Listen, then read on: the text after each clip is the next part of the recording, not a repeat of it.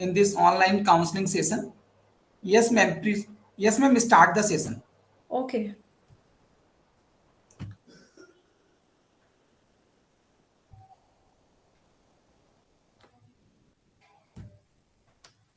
Is this visible? Is Yes, ma'am. this okay? Yes. Okay. Okay, students.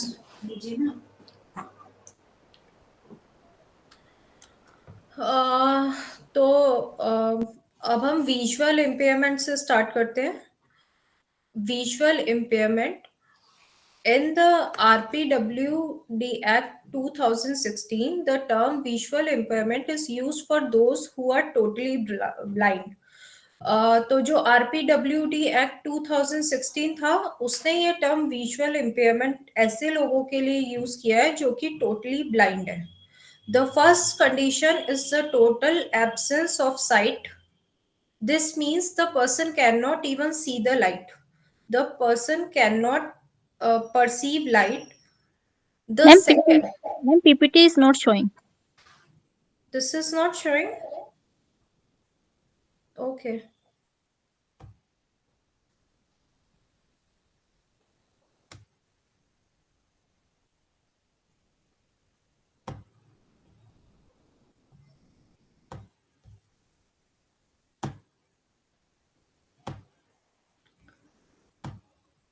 Now it is showing.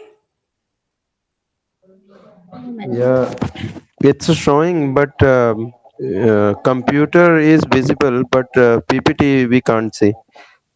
Okay.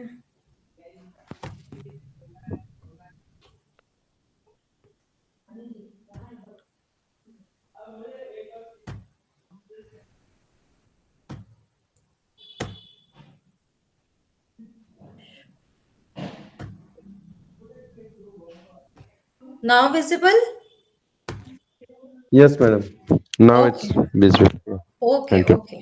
Okay. The second condition is that the visual acuity is less than 3 by 60 meter or less than 10 by 200 feet in Snellen chart in the better eye with best possible corrections. मतलब कि जो second condition है उसमें इन्होंने बताया कि snail chart को जब हम 3/60 मीटर्स तक की विजुअल एक्यूटी है या लेस देन 10/200 फीट की विजुअल एक्यूटी है, जबकि हम पूरा पॉसिबल करेक्शन भी कर पा रहे हैं, जैसे कि हमने लेंस यूज किया है या फिर हमने स्पेक्स यूज किया है, उसके बाद भी हम इससे ज्यादा दूरी तक नहीं देख पा रहे हैं, तो उस कंडीशन को भी हम कहेंगे कि हमारी विजुअल इक्विटी ठीक नहीं है और ये ब्लाइंडनेस है. The visual field is 90 degree in one eye and does 180 degree in both eyes in the unimpaired or standard vision. Here, if the field of vision is less than 10 degree at the point of fixation, the condition is said to be blindness. हमारी जो one आई है वो 90 degree तक देख पाती है और जो दूसरी आई है वो 90 डिग्री तक देख पाती है, तो दोनों जो आईज हैं वो मिला के 180 डिग्री का एंगल पूरा करती है. लेकिन जब ब्लाइंडनेस होती है तो इसका मतलब जो इंसान है वो लेस देन 10 डिग्री देख सकता है, तो ये जब कंडीशन होती है तो उसको हम ब्लाइंडनेस कहते हैं. Definition of low vision. Visual acuity not exceeding 6/18 or less than 20/60 up to 3/60 or up to 10/200 Snell in the better eye with the possible best corrections or limitations of the field of vision subtending an angle of less than 40 degree up to 10 degree. तो ये जो है ये low vision के लिए, जैसा मैंने आपको ब्लाइंडनेस के लिए बताया था, इसी तरह से इन्होंने दिया हुआ है कि 2/60 है या अप टू 3/60 है या फिर 40 डिग्री से कम, 10 डिग्री से ज्यादा या 40 डिग्री से कम है तो फिर लो विजन बोलेंगे हम उस कंडीशन को. Educationally, blind individuals would be primarily tactile learners and would read with braille or auditory media. जो ब्लाइंड इंडिविजुअल है वो या तो ब्रेल लिपि जो होती है उनकी उससे या फिर ऑडिटोरी मीडिया मतलब कि सुन के वो उनको हम एजुकेट कर पाते हैं. Characteristics and early intervention. Appearance. Crossed eyes, eyes turning in out, eyes do not appear straight, frequent blinking, watery eyes, red eyes or lids, excessive eye movements, clouding of pupil, pupils are of uneven size. ये सब जो characteristics हैं जिनसे कि हम देख के उनको जो विजुअली इम्पेयर्ड लोग हैं उनकी पहचान कर सकते हैं. तो ये उनकी अपीयरेंस को देख के हम पता कर सकते हैं कि शायद ये जो पर्सन है या चाइल्ड है वो विजुअली इम्पेयर्ड है. अभी इसी तरह इनका जो बिहेवियर कैसा होता है, कैसे हम देख के ये पता कर सकते हैं कि ये जो चाइल्ड है वो विजुअली इम्पेयर्ड है. Rubbing eyes excessively, holding books very close to the eye, tilting head while looking, avoiding close work, making errors when reading or copying, frowning while seeing blackboard, clumsiness and trouble walking in the environment, stumbling over objects, confusion in letters of a similar shape, poor spacing in writing, difficulty staying in the line in the notebook while writing, difficulty to see distant things clearly. तो ये सारे behaviours हैं कि जैसे जो हमें जब तक पता नहीं है कि ये चाइल्ड ठीक से देख नहीं पा रहा है उसके क्या सिम्टम्स है, या तो वो आईज रब करता रहेगा अपनी, या तो बुक्स बहुत ही ज्यादा आईज के पास लाके रीड करने की कोशिश करेगा, या अगर लिख रहा है कुछ भी राइटिंग वर्क उसका चल रहा है तो वो एक लाइन से दूसरे लाइन में लिखने लगता है, वो एक प्रॉपरली लाइन में नहीं रह पाता है, प्रॉपर स्पेसिंग नहीं रहती है उसके वर्ड्स के बीच में. ये सब चीजें देख के हम सोच सकते हैं कि ये इसको शायद देखने में विजुअल मतलब इसकी जो विजुअल इक्विटी है वो प्रॉपर नहीं है. Next unit 4th. Types of disabilities, nature, characteristics, causes and prevention. Definition of cerebral palsy. तो ये जो types of disabilities है इसमें हम अभी cerebral palsy पढ़ रहे हैं. Cerebral palsy refers to a group of disorders caused by damage to the part of the developing brain that controls motor functions and coordinations. A child with cerebral palsy has difficulty primarily with movement, maintaining posture, with hand functions and speech.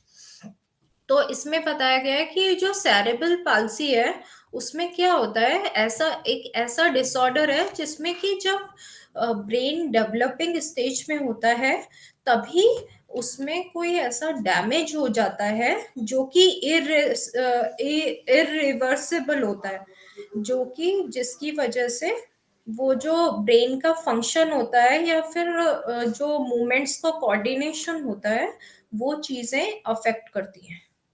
तो cerebral palsy में क्या होता है कि movements, maintaining posture, hand functions और speech ये सब चीजें अफेक्टेड रहती है. A child with cerebral palsy may have associated condition of intellectual disability or learning disabilities or vision or hearing loss. They may be prone to seizures as well. तो जो बच्चे होते हैं जिनको सेरेब्रल पाल्सी होता है उनमें ये देखा जाता है कि उनको इंटेलेक्चुअल डिसेबिलिटी होती है. कल हमने पढ़ा था इंटेलेक्चुअल डिसेबिलिटी के बारे में. तो मतलब हिंदी में इसको बोलते हैं संज्ञानात्मक कुछ डिसेबिलिटी होती है, मतलब दिमागी रूप से ठीक से काम नहीं कर पाते वो। और लर्निंग डिसेबिलिटीज होती है, विजन भी इम्प्रॉपर होता है, हियरिंग लॉस भी हो सकता है। और इसके अलावा वो जो बच्चे होते हैं उनको सिजर्स भी आ सकते हैं। सिजर्स मतलब होते हैं दौरे पड़ना, तो उनको दौरे भी पड़ सकते हैं जो जिन बच्चों को सीपी है। This damage occurs when the child's brain is still developing before, during or after birth in the very early years of life.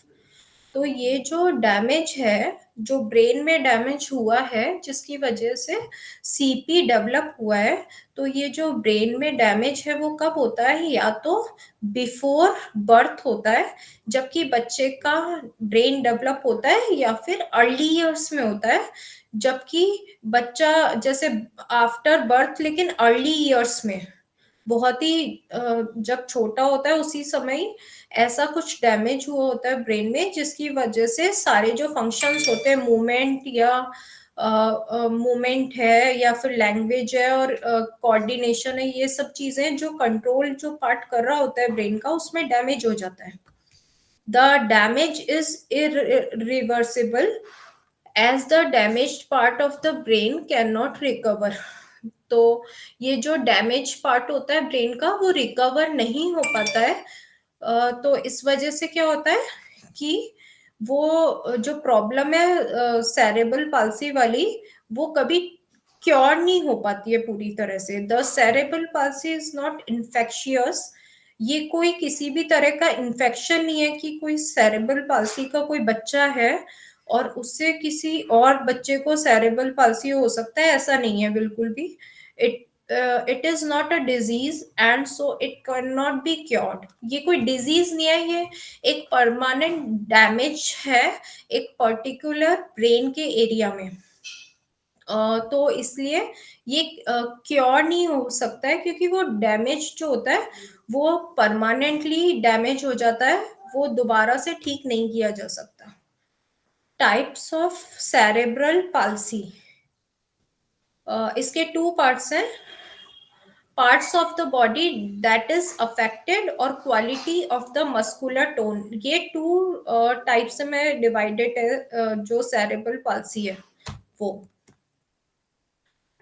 तो फर्स्ट हम पढ़ते हैं parts of the body that is are affected when the upper and lower limbs both are affected, it is called quadriplegia।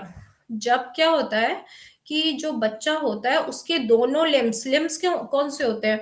Upper limbs मतलब कि दोनों हाथ, और lower limbs मतलब कि दोनों पैर। तो जब पूरे दोनों की दोनों अपर और लोअर लिम्स, हाथ और पैर दोनों अफेक्टेड होते हैं, तो उस सिचुएशन को हम बोलते हैं quadriplegia। When the lower limbs are more affected than the upper, it is called diplegia। जबकि क्या होता है कि लोअर लिम्स होते हैं वो ज्यादा अफेक्टेड होते हैं अपर लिम्स के कंपैरिजन में, तो उस सिचुएशन को बोलते हैं डायप्लेजिया। A young child with diplegia may also show some stiffness in her arms and trunks, but these parts will be much less affected। हो सकता है कि किसी बच्चे के लोअर लिम्स ज्यादा अफेक्टेड है लेकिन उसके साथ ही उसके बैक पोर्शन में या आर्म्स में भी कुछ स्टिफनेस वगैरह है, लेकिन फिर भी उसको मतलब हो सकती है डायप्लेजिया के साथ, मतलब कि लोअर लिम्स तो अफेक्टेड है ही लेकिन थोड़ा बहुत ऊपर का जो पार्ट है उसमें भी कुछ अफेक्टेड है। When one side is affected, it is hemiplegia। जब बॉडी का एक साइड मतलब कि एक अपर आर्म और लोअर लिम ये अफेक्टेड है, एक साइड पूरी की पूरी अफेक्टेड है, तो उसको हम बोलेंगे hemiplegia. Next type of CP, quality of the muscle tone. Muscle tone के जो क्वालिटी होती है उसमें क्या इसका वो है मतलब वेरिफिकेशन क्या दिया हुआ है? Persons with cerebral palsy can have increased muscle tone, reduced muscle tone or fluctuating muscle tone. When the person with cerebral palsy has increased muscle tone, जबकि क्या होता है कि सेरेब्रल पाल्सी वाला जो बच्चा होता है उसकी मसल टोन बहुत ज्यादा इंक्रीज होती है, मतलब वो हाथ पैर बहुत ज्यादा हिलाता है। आपने देखा होगा सेरेब्रल पाल्सी के जो स्टूडेंट्स हैं उनको, जो बहुत ज्यादा तेजी से अपनी मसल्स जोर जोर से हिलाते रहते हैं, उसको बोलते हैं hypertonia. The muscles are very tight और रिजिड, उनकी जो मसल्स होती है बहुत टाइट और रिजिड होती है, स्टिफ होती है, और उनको क्या होता है बैंड करने में, कोई भी मसल्स को बैंड करने में बहुत डिफिकल्टी होती है। When the person has reduced muscle tone, जबकि क्या होता है जो पर्सन होते हैं उनकी मसल टोन बहुत ही कम होती है, उसको बोलते हैं हाइपोटोनिया। जो लेग्स और आर्म्स होती हैं वो एकदम लिम्प होती हैं, मतलब एकदम से गिर जाती है, प्रॉपर मतलब कोऑर्डिनेशन नहीं होता बॉडी में, एकदम से हाथ भी उठाओ तो एकदम गिरा देते हैं, होल्ड नहीं कर पाते बिल्कुल। इस तरह की जो कंडीशन होती है वो उसको बोलते हैं hypotonia. When a person has fluctuating muscle tone is increased in some muscles and decreased in other muscles. Features of cerebral palsy, cerebral palsy के क्या फीचर्स हैं, मतलब किन किन चीजों से हमको मतलब क्या क्या चीजें होती है सेरेब्रल पाल्सी वाले इंसान में, वो हम पढ़ते हैं कि कोई पर्सन है उसमें अगर सेरेब्रल पाल्सी है तो क्या क्या चीजें उसमें प्रेजेंट होगी। Spasticity. This is the most common type of cerebral palsy. The person who has spasticity of muscles has muscle stiffness or increased muscle tension. जो सीपी वाला कोई भी पर्सन है उसमें क्या होगा, स्पास्टिसिटी होगी, मतलब कि स्टिफनेस होगी मसल में, मतलब एक तरह से जकड़ी हुई सी मसल्स, और इंक्रीज्ड मसल टेंशन, मतलब एक तरह से जकड़न होती है ना, जल्दी से उनके हाथ पैर एकदम इतने रिजिड होते हैं, मूव इजीली नहीं कर पाते हैं। इस तरह जो होता है उसको बोलते हैं spasticity. Athetosis, athetosis means uncontrolled movements. The child shows jerky or slow wriggling movements of the legs, arms, hands or face. जो बच्चा होता है वो अनकंट्रोल्ड मूवमेंट्स करता है, वो जर्क्स मतलब हाथ पैरों से एकदम झटकना जोर जोर से, या स्लोली मूवमेंट्स करता है, लेग्स, आर्म्स और हैंड्स और फेस का भी, यहाँ तक कि वो अपनी गर्दन को, फेस को भी मूव करता रहता है। Ataxia. Ataxia means unsteady, shaky movements, low muscle tone, and poor coordination of movements. इसमें भी वही है कि शेकी मूवमेंट्स होते हैं, मसल टोन थोड़ी सी लो होती है, मतलब कि अपने हाथ पैरों को इतना संभाल नहीं पाते हैं, एकदम से जैसे शेक करते हैं, गिरा देते हैं अपने हाथ पैरों को, प्रॉपरली कोऑर्डिनेट नहीं कर पाते मूवमेंट्स को। Next, mixed type. Sometimes when there is brain injury in different areas of brain. Any problem? Sometimes there is brain injury in different areas of the brain. It may result in a combination of types of cerebral palsy. तो ये इसमें बता रहे हैं कि mix type में ये होता है कि ब्रेन में जहाँ पे इंजरी हुई है, अगर डिफरेंट एरियाज में इंजरी हुई है तो बहुत सारे अलग अलग डिसेबिलिटीज उस पर्टिकुलर पर्सन में प्रेजेंट होगी।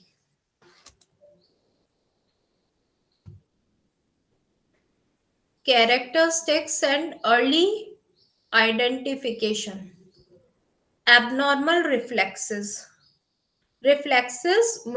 अर्ली आइडेंटिफिकेशन, मतलब कि हम जो सेरेब्रल पाल्सी वाले जो पर्सन होते हैं उनको अर्ली आइडेंटिफाई किस तरह से कर सकते हैं जिससे कि हम उनकी जल्दी से पहचान कर सके, तो उनको सपोर्ट हम दे सकते हैं, प्रॉपर सपोर्ट हम दे सकते हैं, या फिर जो भी गवर्नमेंट या एनजीओ के थ्रू जो प्रोग्राम्स चल सकते हैं उनका बेनिफिट उनको दे सकते हैं।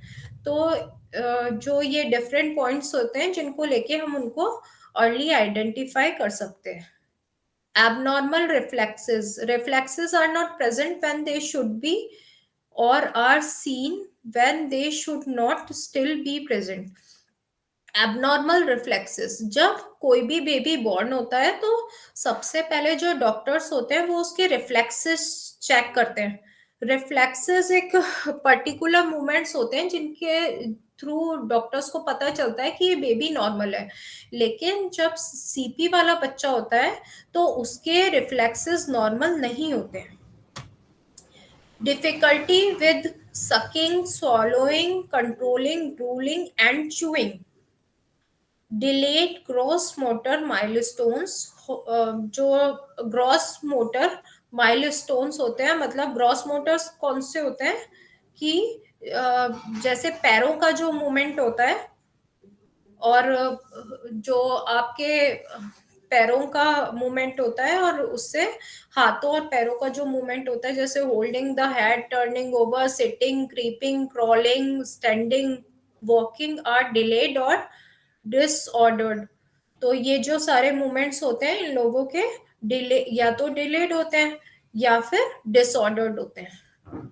डिलेड फाइन मोटर माइलस्टोन्स, जो फाइन मोटर माइलस्टोन्स होते हैं, मतलब कि आई हैंड कोऑर्डिनेशन जिसमें करना होता है, कोई भी ऑब्जेक्ट को ग्रास्प करना, handling and manipulating them appropriately, मतलब किसी को पकड़ना, ठीक तरह से रखना, कुछ भी चीजें होती है जिससे हैंड को होल्ड या ग्रास्प करने का पता चलता है, या eye movement, eye coordination, hand और आई कोऑर्डिनेशन। हेलो मैम, अगर आप परमिशन दे तो मेरी स्कूल में अभी आप ये सीपी वाला एक बच्चा है, तो दूसरे स्टूडेंट्स हैं तो वो देख पाएंगे, मतलब जो आप बता रहे हैं वही सब उसमें है। अगर आप परमिशन दे तो मैं उस बच्चे को दिखाऊं तो बाकी सब स्टूडेंट्स को पता चले। सर, आप डायरेक्टर सर से परमिशन ले सकते हैं। अगर वो आपको परमिट करते हैं तो मुझे कोई प्रॉब्लम नहीं होगी। सिंह सर, अगर हाँ आप यस, परमिट, हाँ यस, यू कैन आस्क। हाँ हाँ मैं दिखाता हूँ, आप आने।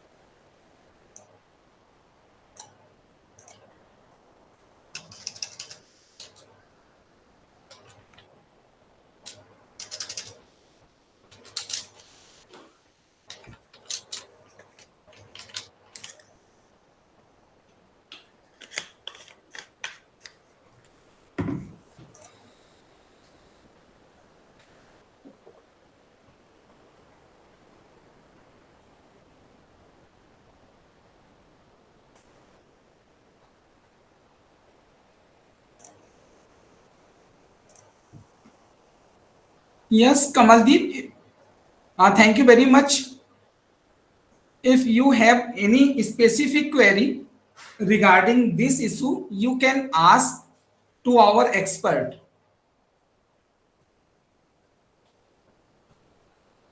सेशन के एंड में मैं पूछ लूंगा, कुछ भी होगा तो। अभी डिस्टर्ब Yes. होंगे ma'am. Thank you very Okay. much for nice working. Thank you. Okay.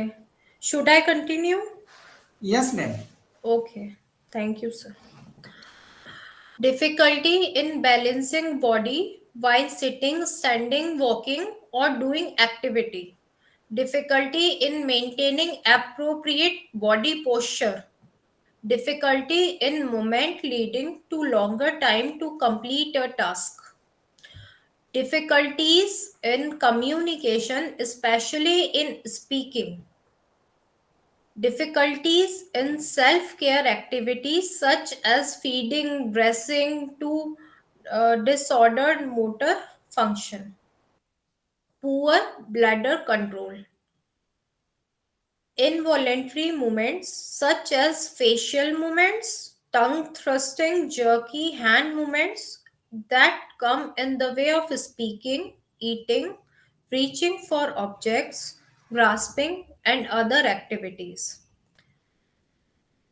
Breathing difficulties, perceptual difficulties, epilepsy scissors का ही नेम है, जो मैंने बताया था कि ये जो चिल्ड्रन होते हैं उनमें दौरे भी पड़ते हैं साथ में. सिजर्स जो है उसी को एपिलेप्सी भी बोलते हैं. Problems in seeing and hearing, difficulties in understanding, thinking and remembering. मतलब कॉग्निटिव जो डेवलपमेंट होता है वो भी अफेक्टेड होता है. Social and emotional difficulties, social और इमोशनल डिफिकल्टीज भी होती है. One of the earliest warning sign of cerebral palsy is delay in motor milestones. Motor milestones जो अभी हमने पढ़े थे, ग्रॉस मोटर और फाइन मोटर जो एक्टिविटीज होती हैं वो डिलेज होती हैं. तो जैसे ही वो अगर डिले होए तो तभी हमको पता लग जाता है, या हम उस चीज के लिए एक तरह से सोच सकते हैं कि शायद इस बच्चे में सेरेब्रल पाल्सी के सिम्टम्स हैं. Next disorder is autism spectrum disorder. A child with autism experiences difficulties in communication and social interaction. Specifically ये जो बच्चा होता है, इस तरह के जो बच्चे होते हैं जिनको ऑटिज्म होता है, वो कम्युनिकेशन उनका प्रॉपर नहीं होता और सोशल इंटरेक्शन वो लोग पसंद नहीं करते हैं. ये लोग ज्यादा किसी से कम्युनिकेट करना पसंद नहीं करते हैं और ये डिफिकल्टी फील करते हैं कम्युनिकेशन में, सोशल इंटरेक्शन में. According to WHO, autism spectrum disorder refers to a range of conditions characterized by some degree of impaired social behavior, communication and language, and a narrow range of interests and activities that are both unique to the individual and carried out repetitively. तो ये जो सारी problems तो होती है communication में और social interaction में, इसके साथ इनकी एक और जो प्रॉब्लम होती है वो ये होती है कि अगर वो कोई एक्टिविटी करते हैं तो रिपीटेशन बहुत ज्यादा करते हैं. हर एक चीज का रिपीटेशन बहुत ज्यादा करते हैं. अगर जैसे कुछ बात बोल रहे हैं तो कंटिन्यूअसली वो वही चीज बोले जाएंगे. अगर कोई प्ले कर रहे हैं वो, तो उसमें ऐसी एक्टिविटीज वो लोग करेंगे कि जिसमें रिपीटेशन हो बार बार में. तो इसके थ्रू हम समझ सकते हैं कि अगर कोई बच्चा ये चीजें शो कर रहा है बार बार में, तो हम उसको आइडेंटिफाई कर सकते हैं कि इसको ऑटिज्म है. Some of the difficulties experienced by children with autism are the following: social interaction, difficulty in making eye contact, smiling in response to another, responding to name or when spoken to, knowing familiar and unfamiliar persons. Communication, difficulty in understanding and responding with speech, difficulty in understanding non-verbal communication. Communication उनका affected होता है, communication भी, उसमें speech भी affected होती है. तो या तो ये बच्चे बोलते नहीं है, बहुत ही कम बोलते हैं, लिमिटेड स्पीच होती है, और जो नॉन वर्बल कम्युनिकेशन होता है ना, वो भी अफेक्टेड होता है. तो क्योंकि सोशल इंटरेक्शन भी कमी करते हैं इसलिए. Pretend play, do not engage in pretend play like other children to their age. Play in a stereotypic or repetitive manner such as arranging cars in a line. मैंने आपको पहले ही बताया था कि ये इस तरह की एक्टिविटीज में इंगेज होते हैं जिसमें रिपीटेशन बार बार में होता रहता है. तो ये गेम्स भी इस मैनर के खेलते हैं कि जैसे कार को बार बार अरेंज करे जा रहे हैं. इसी टाइप का रिपीटेशन ये गेम्स में भी अपना शो करते हैं. behavior show odd behaviors in the way in which they relate to people, objects and events in the environment. इन लोगों का थोड़ा सा ऑड बिहेवियर होता है पीपल्स के लिए, ऑब्जेक्ट्स के लिए और एनवायरमेंट रिलेटेड थिंग्स के लिए. Hyper or hyposensitivity to sensory stimulation. This refers to extreme reaction to light, taste, touch, smell, sound. If a child is hyposensitive, she wants to experience the sensation again and again. मतलब hyper sensitivity है अगर उस child में, तो वो क्या करेगा, extreme reaction show करेगा लाइट, टेस्ट, टच के लिए, जैसे कि टेम्परेचर, प्रेशर, पेन, इन स्मेल, साउंड, इन सब चीजों के लिए बहुत ही हाइपर सेंसिटिविटी अगर है तो एक्सट्रीम रिएक्शन शो करेगा.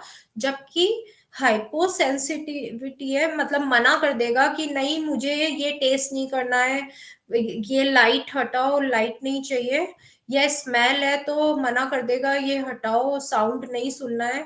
लेकिन अगर उस बच्चे में हाइपोसेंसिटिविटी है तो वो बच्चा क्या करेगा, she wants to experience the sensation again and again. वो बार बार चाहेगा कि वो जो सेंसेशंस है उनको बार बार एक्सपीरियंस वो करता रहे. इसको बोलते हैं hyposensitivity. Characteristics and early identification. तो ये हम कैसे इन लोगों की पहचान, अर्ली आइडेंटिफिकेशन किस तरह से कर सकते हैं ऑटिज्म वाले चाइल्ड का. Unusual sensory reactions. Some children respond to light, sound, taste, smell and touch in a exaggerated manner or in a passive manner, जैसा कि अभी मैंने आपको बताया था. Social and emotional behavior. A child with autism may appear overactive or passive. She may withdraw from people by turning away face or body. तो वही है कि सोशल और इमोशनल बिहेवियर जो होता है इनका ठीक नहीं होता है. वो या तो बहुत ज्यादा एक्टिव होते हैं या बिल्कुल पैसिव होते हैं. और जैसे सोशल इंटरेक्शन वगैरह करते हैं लोगों से तो मे बी समटाइम वो कनेक्ट कर भी पाए या फिर विड्रॉ कर दे अपने आप को, अपना फेस घुमा के या तो चले जाए या कुछ भी, लेकिन बात करना पसंद नहीं करते ज्यादा. Communication. Some children with autism use spoken language and others do not. They may not develop language at all. Even those who are verbal have limited speech. Communication में भी उनका जो communication है वो भी disturb होता है. वो या तो बात करना पसंद नहीं करते हैं या उनमें कुछ ऐसे होते हैं जिनमें लैंग्वेज डेवलप ही नहीं हुई होती है, या फिर जो बच्चे बात करते हैं उनमें भी बहुत ही लिमिटेड स्पीच होती है. उनका मतलब इतना ज्यादा अच्छी स्पीच नहीं होती, बहुत ही कम शब्दों में बोल पाते हैं. Play. Generally, the child does not play with other children and does not want company of others. खेलते अपने आप अकेले ही हैं, वो पसंद नहीं करते कि दूसरे बच्चों के साथ खेलना या किसी की कंपनी को वो लोग पसंद नहीं करते. नेक्स्ट है ऑटिज्म के बाद मल्टीपल डिसेबिलिटीज. जैसा कि आपने पढ़ने में ही देख लिया होगा कि मल्टीपल डिसेबिलिटीज का मतलब कि ऐसे चिल्ड्रन जिनमें बहुत सारी टाइप की एक साथ ही डिसेबिलिटीज है उनको यहाँ पे नाम दिया हुआ है multiple disabilities. Multiple disabilities is a condition when two or more disabilities occur at the same time in the child. जब एक बच्चे में दो या दो से ज्यादा डिसेबिलिटी प्रेजेंट होती है एक ही समय में तो उसको बोलते हैं multiple disabilities. There is an overall delay in development and the impact of each individual disability cannot be isolated. तो उनका जो ओवरऑल डेवलपमेंट होता है वो डिले होता है और जो बच्चा होता है वो उसमें कई सारी वो होती है डिसेबिलिटीज, और कोई भी डिसेबिलिटी को आइसोलेट नहीं किया जाता है, नहीं किया जा सकता है. The child has a wide range of abilities and needs which cannot be adequately met in a single disability intervention.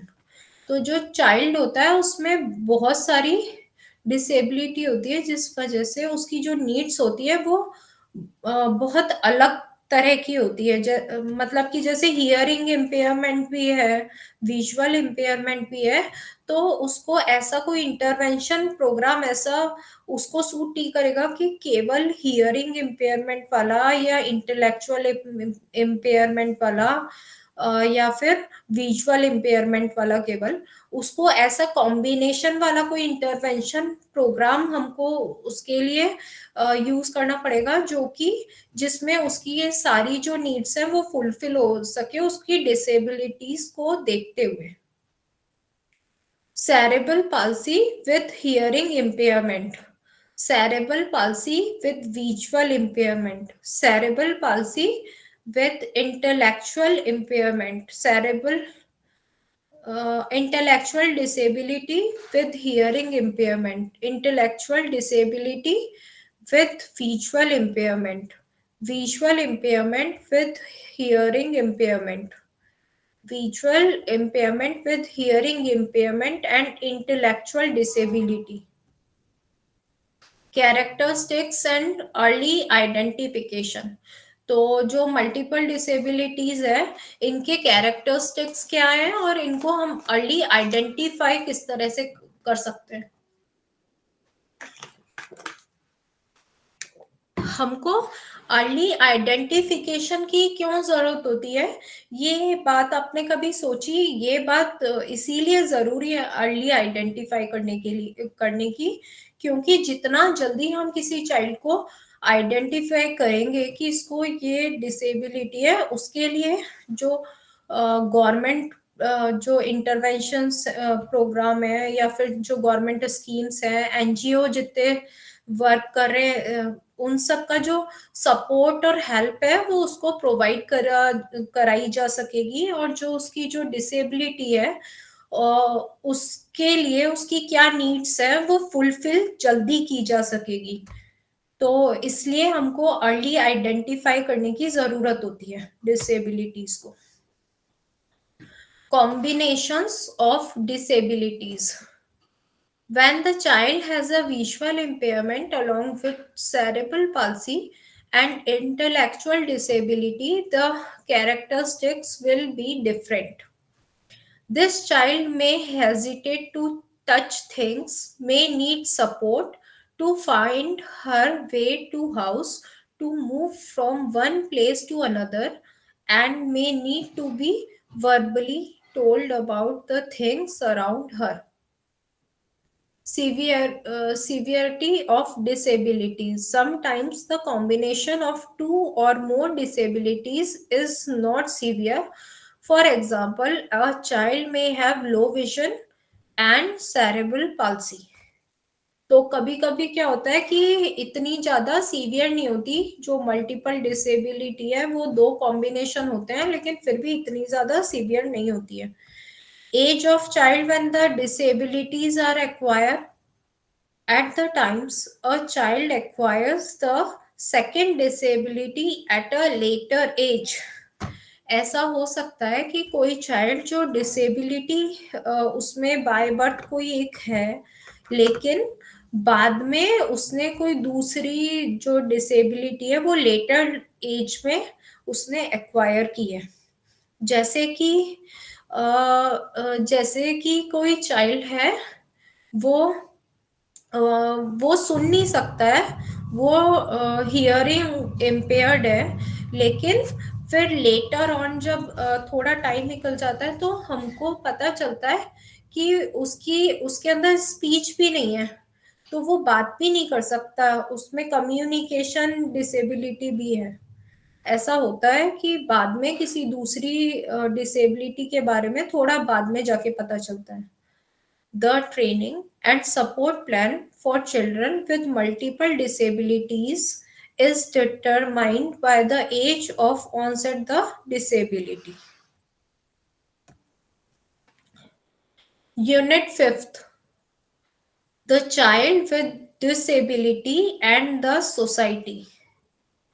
तो अभी तक हमने डिसेबिलिटीज पढ़ी बहुत सारी कि कौन कौन से टाइप की डिसेबिलिटीज है, गवर्नमेंट ने क्या लीगल डेफिनेशन दी है, डिसेबिलिटी का मतलब क्या होता है, उनको अर्ली आइडेंटिफाई किस तरह से किया जाता है.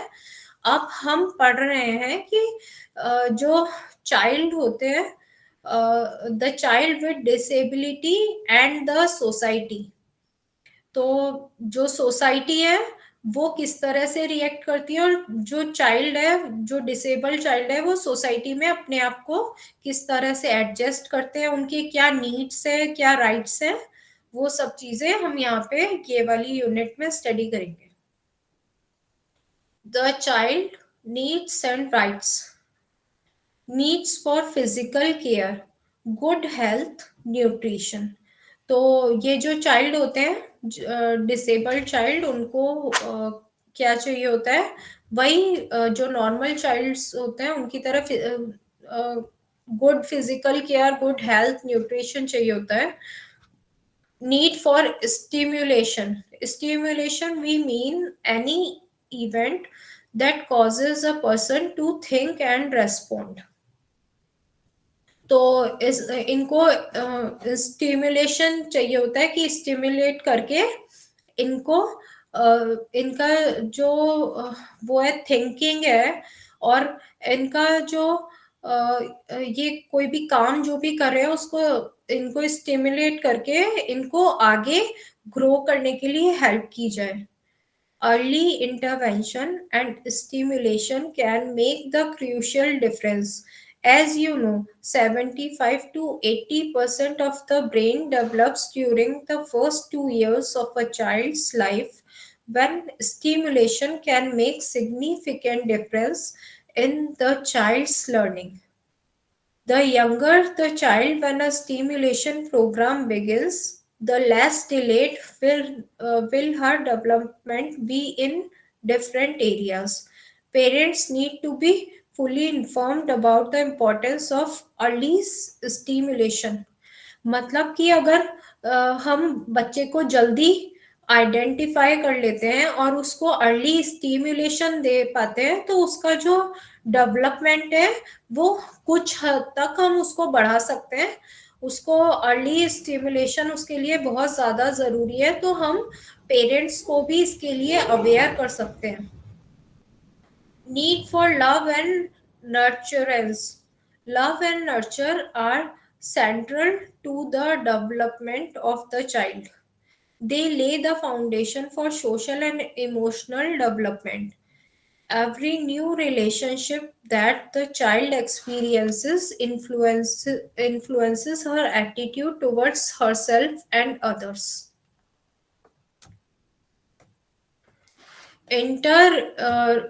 Interrelatedness of needs.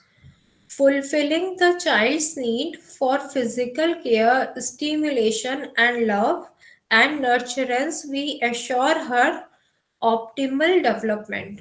तो मतलब कि अगर हम बच्चे को अच्छी फिजिकल केयर दे, स्टिमुलेशन दे, लव अफेक्शन दे, नर्चरेंस मतलब अच्छे से नर्चर करें, तो हम उसका ज़्यादा से ज़्यादा डेवलपमेंट उसका किया जा सकता है, उस बच्चे का. The needs of children with disabilities. All children have the same basic needs. Children with disabilities also need physical care, stimulation, and love.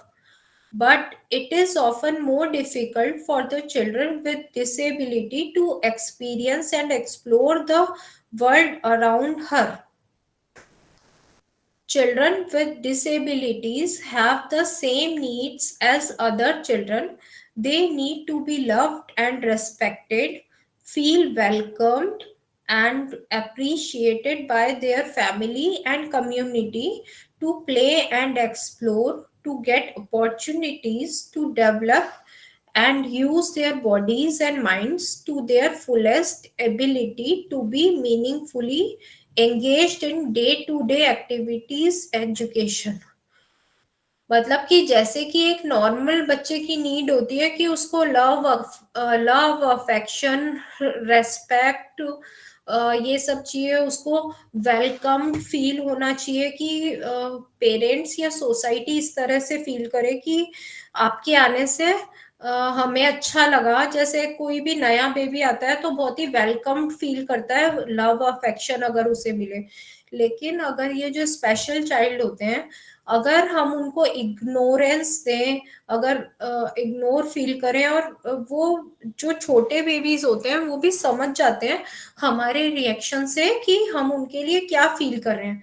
तो अगर ये सब चीजें उनको फील हुई, लव फील हुआ, अफेक्शन, रेस्पेक्ट, ये सब फील हुई, तो वो अपनी लाइफ में आगे बढ़ पाएंगे, अपनी जो एबिलिटीज हैं उनको फुली शो कर पाएंगे और कुछ मीनिंगफुल अपनी लाइफ में कर पाएंगे. Rights of the child. All children can live in an environment of justice, non-discrimination, equity and empowerment.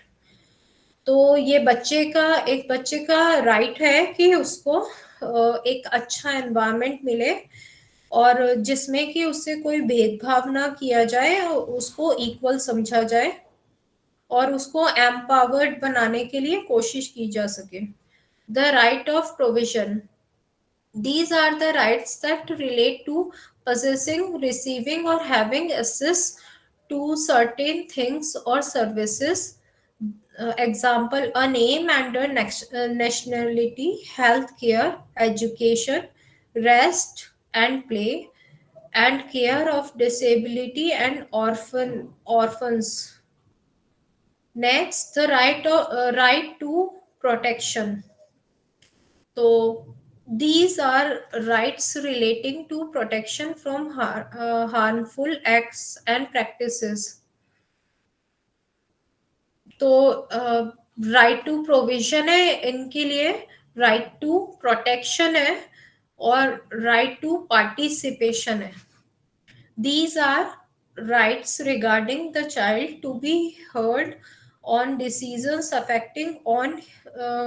affecting his or her life. As abilities progress, the child should have increasing opportunities to take part in activities of society as a preparation for adult life. तो ये सारे right अगर fulfil हुए तो बच्चा जो है वो अपनी लेटर लाइफ में अच्छा परफॉर्म कर पाएगा. ये सब उसके राइट्स हैं जो कि उसको मिलने ही चाहिए. Effect of disability on the child. बच्चा जो डिसेबल्ड है उसकी डिसेबिलिटी का बच्चे पे क्या इफेक्ट पड़ता है. How the child cops with her disability will depend to a large extent on how her family members, neighbors and other in the community interact with her. तो जो डिसेबिलिटी है उसका चाइल्ड पे सबसे पहले इस चीज का फर्क पड़ता है कि उसके फैमिली मेंबर्स, उसके नेबर्स और जो उसकी कम्युनिटी है वो उसकी डिसेबिलिटी को किस तरह से ले रही है. अगर वो लोग उसको नॉर्मल चाइल्ड की तरह ले रहे हैं तो वो खुद भी नॉर्मल रहने की कोशिश करेगा और अपने आप को डेवलप करने की कोशिश करेगा. लेकिन अगर ऐसा होता है कि कोई फैमिली मेंबर्स है, नेबर्स है, कम्युनिटी है, वो उसे इंटरेक्ट नहीं करना चाह रही है, उसको इग्नोर कर रही है, तो बच्चा खुद ही इंफीरियर हो जाएगा. उसमें इंफीरियरिटी आ जाएगी कि मैं किसी काम का नहीं हूँ, मैं कुछ नहीं कर सकता, कोई मुझे पसंद नहीं कर सकता. तो ऐसे बच्चा अगर कुछ थोड़ा अपने आप में डेवलपमेंट भी कर पाता है तो ऐसे में वो चीज अचीव नहीं कर पाता और बल्कि उसका जो एक तरह से उसका जो स्तर है वो और ज्यादा पिछड़ता जाता है. One of the ways the child develops feeling of self-worth, self-esteem and self-confidence is on the basis of the feedback she receives from other. वही चीज है कि ये सेल्फ वर्थ, सेल्फ एस्टीम और सेल्फ कॉन्फिडेंस वगैरह है ना, वो इसी चीज पे निर्भर करता है कि बाकी सब लोग उसको किस तरह से देते हैं। सबका फीडबैक जो होता है उसी से उसका self confidence, self esteem, self worth, ये सब चीजें उसको फील होती है कि मेरी कोई इम्पोर्टेंस है या नहीं है सोसाइटी में। Community support. Most of the time, the parents or immediate family members are involved in the taking care of their child. They will need a lot of support from friends and community in order to care for their child adequately. Support from the community can be in terms of medical care, educational rehabilitation services, daycare centers, and respite homes. तो जो parents होते हैं और जो family होती है जिनके पास disabled baby होता है या चाइल्ड होता है, उनको बहुत ज्यादा सपोर्ट की जरूरत है। उनके फ्रेंड से, उनकी कम्युनिटी से, उनके नेबर से उनके बच्चे की प्रॉपर केयर करने के लिए। मतलब किस तरह का सपोर्ट उनको चाहिए होता है? मेडिकल केयर के लिए, एजुकेशन के लिए, रिहैबिलिटेशन सर्विसेज के लिए, डे केयर सेंटर्स और रेस्पाइट होम्स, इस तरह की सर्विसेज के लिए उनको सपोर्ट चाहिए होता है। The most important support that the larger society can give is to make the family feel less isolated by understanding their situation. तो जो सबसे ज्यादा इम्पोर्टेंट सपोर्ट जो सोसाइटी ऐसी फैमिली को दे सकती है जिनके पास की डिसेबल्ड बेबी है, वो सबसे बड़ा सपोर्ट क्या हो सकता है कि उस फैमिली को आइसोलेटेड फील नहीं होने दे। आइसोलेटेड मतलब एकदम अलग सा फील नहीं होने दे, उसको अलग ना करे, कम्युनिटी या सोसाइटी का हिस्सा ही माने। अगर वो कोई वो जो फैमिली है वो अपनी सिचुएशन के हिसाब से अगर कम्युनिटी फंक्शंस, कम्युनिटी में कुछ भी प्रोग्राम्स वगैरह अरेंज हो रहे हैं और वो नहीं उसमें वो कर रही है पार्टिसिपेट, तो फिर भी जो कम्युनिटी के लोग हैं वो उनको आइसोलेट फील नहीं होने दे, उनकी सिचुएशन को समझें। और ऐसा कई बार देखा जाता है कि जिनके घर में डिसेबल्ड बच्चे होते हैं या स्पेशल चाइल्ड होते हैं, उनको लोग एक तरह से नेग्लेक्ट करने की कोशिश करते हैं। तो ऐसी चीजें नहीं करनी चाहिए, बल्कि उस फैमिली को सपोर्ट करना चाहिए और उनकी सिचुएशन है उसको समझने की कोशिश करनी चाहिए। Services available in the community.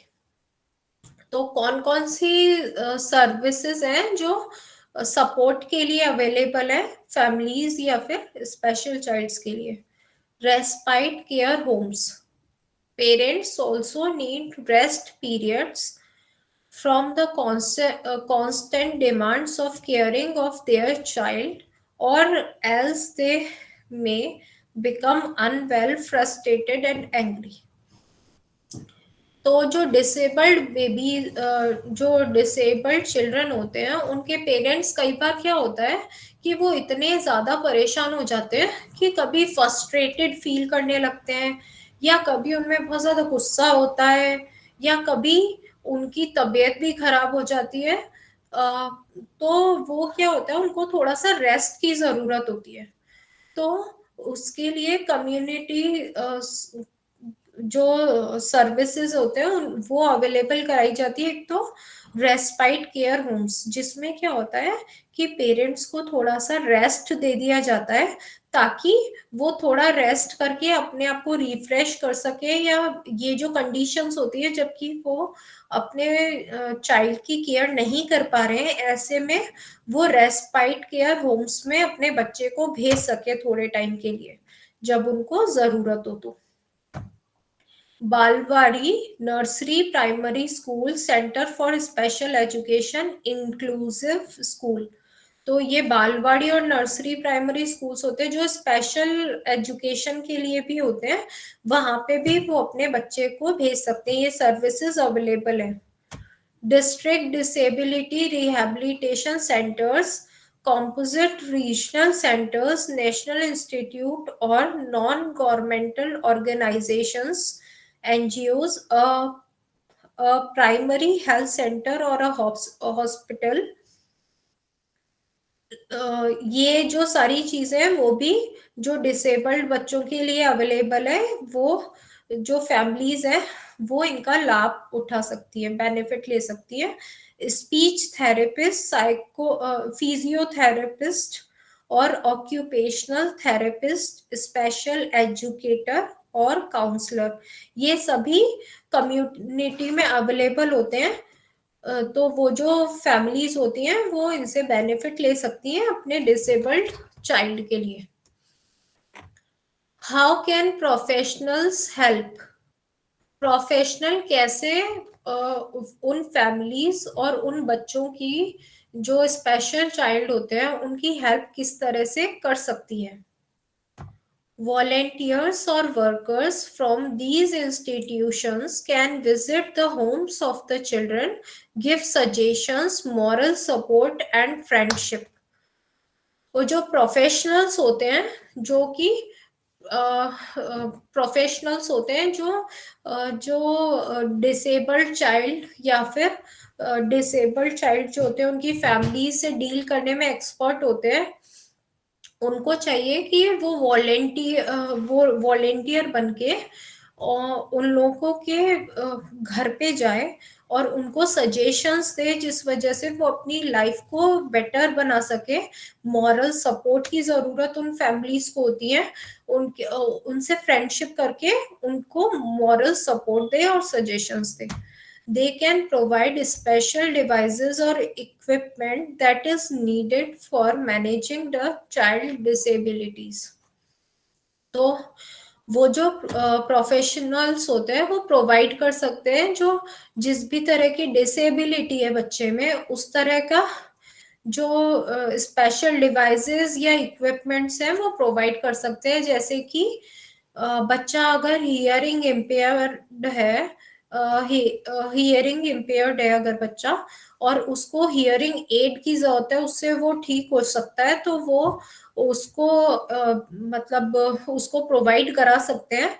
और जैसे कोई बच्चा है वो चल फिर नहीं पाता है लेकिन जयपुर फुट का यूज करके वो चल फिर पा रहा है, तो उसको वो चीज प्रोवाइड करा सकते हैं जिससे कि बच्चा डिसेबिलिटी को मैनेज कर पाए।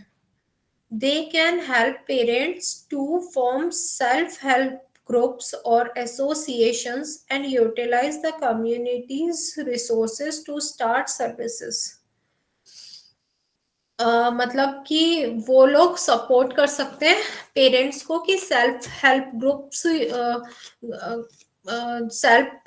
ग्रुप्स जो होते हैं वो बनाए और ऐसी सर्विसेज स्टार्ट करें। जैसे डे केयर सेंटर्स है वो स्टार्ट कर लिए विलेजेस में या कम्युनिटी में स्पेशल चिल्ड्रंस को लेके।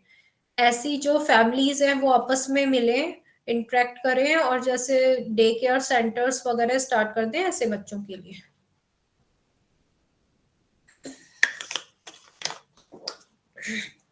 What should the government do? Government को क्या करना चाहिए ऐसे बच्चों के लिए? The government needs to strengthen support services for person with disability throughout the country. तो जो गवर्नमेंट है वो अपने सपोर्ट को उनको बढ़ाने की जरूरत है डिसेबल्ड पर्सन्स के लिए, जो उन्होंने सर्विसेज प्रोवाइड करी हुई है उनको स्ट्रेंथन करने की जरूरत है।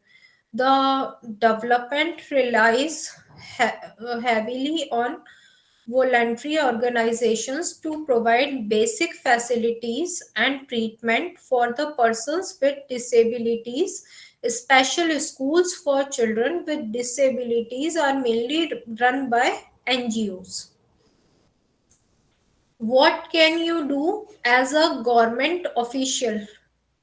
अगर आपकी कभी गवर्नमेंट जॉब लगती है और आप गवर्नमेंट ऑफिशियल हो तो आप क्या कर सकते हो ऐसे डिसेबल्ड चाइल्ड के लिए? Make administrative processes easier so as to enable us access to schemes and facilities. तो आप क्या कर सकते हो, जो प्रोसेसेस है वो इतने ज्यादा प्रॉब्लमेटिक होते हैं कि कई फैमिलीज तो इंटरेस्ट ही नहीं लेती कि इतना कौन भागा दौड़ी करेगा या इतना फॉर्म फिल करेगा, इतनी परेशानियां होती है, वो सबको मैनेज करने के बाद कुछ अचीव होता है तो स्कीम्स वगैरह, तो ऐसे कौन करेगा? इससे बेटर है कि रहने दो, ऐसी फैसिलिटीज को लेना ही नहीं है। तो अगर आप कभी गवर्नमेंट ऑफिशियल्स मतलब होते हैं इन फ्यूचर, तो आपको क्या करना चाहिए कि ये सब प्रोसेसेस इजी करने चाहिए थोड़े से, या उनको थोड़ी हेल्प करनी चाहिए फैमिलीज वगैरह को। Ensure barrier free access to programs, public places and information. तो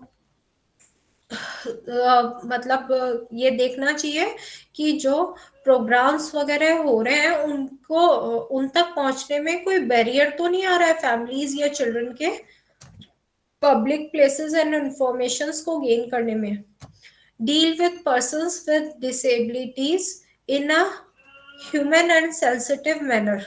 जो पर्सन्स होते हैं डिसेबल्ड, जो पर्सन्स होते हैं उनको सेंसिटिव मैनर में और ह्यूमन मैनर में, मतलब इन ह्यूमन बिहेवियर उनके साथ नहीं करना चाहिए, उनको उनके साथ अच्छे से बर्ताव करना चाहिए।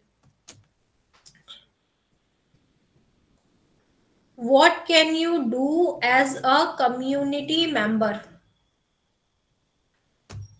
आप अगर कम्युनिटी मेंबर हैं, मतलब जहाँ पे डिसेबल्ड चिल्ड्रन हैं और उस कम्युनिटी के आप भी मेंबर हैं, तो आपका आपकी क्या रेस्पॉन्सिबिलिटी बनती है और आप क्या कर सकते हैं डिसेबल्ड बच्चों के लिए? Disability is a human rights issue and it is a developmental rather than a medical issue. जो डिसेबिलिटी होती है वो मेडिकल इश्यू से ज्यादा एक डेवलपमेंटल प्रॉब्लम होती है। A person with disability learns to cope at a personal level but experiences disability when the community puts a barrier that prevent her from participating in community life। तो इसमें ये बता रहे हैं कि एक जो पर्सन होता है जिसको डिसेबिलिटी होती है उसको पर्सनल लेवल पे बहुत सारी प्रॉब्लम्स फेस करनी पड़ती है, जबकि वो कुछ भी अपनी कम्युनिटी में ऐसा कुछ पार्टिसिपेटिव मैनर में कुछ भी करना चाहता है तो कम्युनिटी जो होती है वो एक बैरियर उसके आगे कर देती है। मतलब बाधाएं बहुत सारी उसको आती है कोई भी कम्युनिटी लाइफ में कुछ भी चीज में पार्टिसिपेट करने में। तो आपको उसकी हेल्प करनी चाहिए एज अ कम्युनिटी मेंबर, या उसकी हेल्प करनी चाहिए, उसको अपॉर्चुनिटीज प्रोवाइड करनी चाहिए। Disabilities can occur at any time in life. मतलब कि आपकी लाइफ में कभी भी डिसेबिलिटीज आ सकती हैं। अब हमने ये पढ़ा था कि हमने थोड़ी देर पहले ये पढ़ा था कि डिसेबिलिटी जब आती है तो मतलब ब्रेन में कोई इंजरी होती है या ब्रेन में कोई डैमेज होता है जिसकी वजह से डिसेबिलिटी आ जाती है। तो पहले हमने ये पढ़ा था कि ऐसा होता है कि बहुत ही अर्ली इयर्स में या फिर बिफोर बर्थ जब ब्रेन का डेवलपमेंट हो रहा होता है उस समय कोई डैमेज हो जाता है तो फिर कोई भी स्पेसिफिक डिसेबिलिटी आ जाती है। लेकिन यहाँ पे ये बता रहे हैं कि disability can occur at any time in life. Disability पूरी लाइफ में कभी भी आ सकती है। It could occur at birth, in early childhood, or even later in life due to accidents, traumas, natural disasters or old age. तो ये बता रहे हैं कि जो डिसेबिलिटीज है वो at the time of birth आ सकती है, अर्ली चाइल्डहुड में भी आ सकती है, या फिर लेटर लाइफ में, जैसा कि कोई एक पर्सन है वो एकदम ठीक है अपनी लाइफ में, लेकिन वो जा रहा है और उसका एक्सीडेंट हो गया है और उसका लोअर लिम्ब कट गया है या अपर लिम्ब कट गया है, तो वो डिसेबल्ड हो गया है। लेकिन ये ब्रेन की फंक्शनिंग की वजह से नहीं हुआ है, ब्रेन में जो डैमेज की वजह से भी हो सकता है, लेकिन पर्टिकुलरली ये एक्सीडेंट की वजह से या ट्रॉमास, एकदम से कोई शॉक लगता है उसकी वजह से, या फिर कोई नेचुरल डिजास्टर्स आ गए, जैसे कि कोई बाढ़ आ गई है या फिर इस तरह का, जैसे भूकंप आ गया है उसकी वजह से कोई इंजरी हो गई है, या फिर ओल्ड एज में जैसे गिर गए हैं और हाथ पैरों ने काम करना बंद कर दिया है या लकवा आ गया है, तो इस तरह की प्रॉब्लम्स की वजह से भी जो पर्सन होता है उसमें डिसेबिलिटी आ सकती है। Does a society friendly to the needs of person with disability is a society that is a friendly for all। तो जो सोसाइटी होती है उसको ये जो पर्सन्स होते हैं उनके साथ बहुत ही फ्रेंडली रहना चाहिए सभी लोगों के लिए।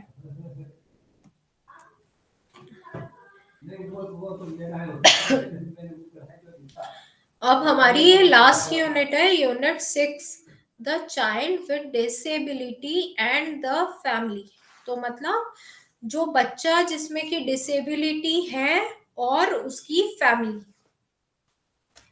तो अब हम देखते हैं कि वो जो चाइल्ड है जिसमें डिसेबिलिटी है वो क्या फील करता है, उसके क्या इमोशंस होते हैं, और जो फैमिली है वो क्या फील करती है और उसके क्या इमोशंस होते हैं उस पर्टिकुलर डिसेबिलिटी को देखते हुए।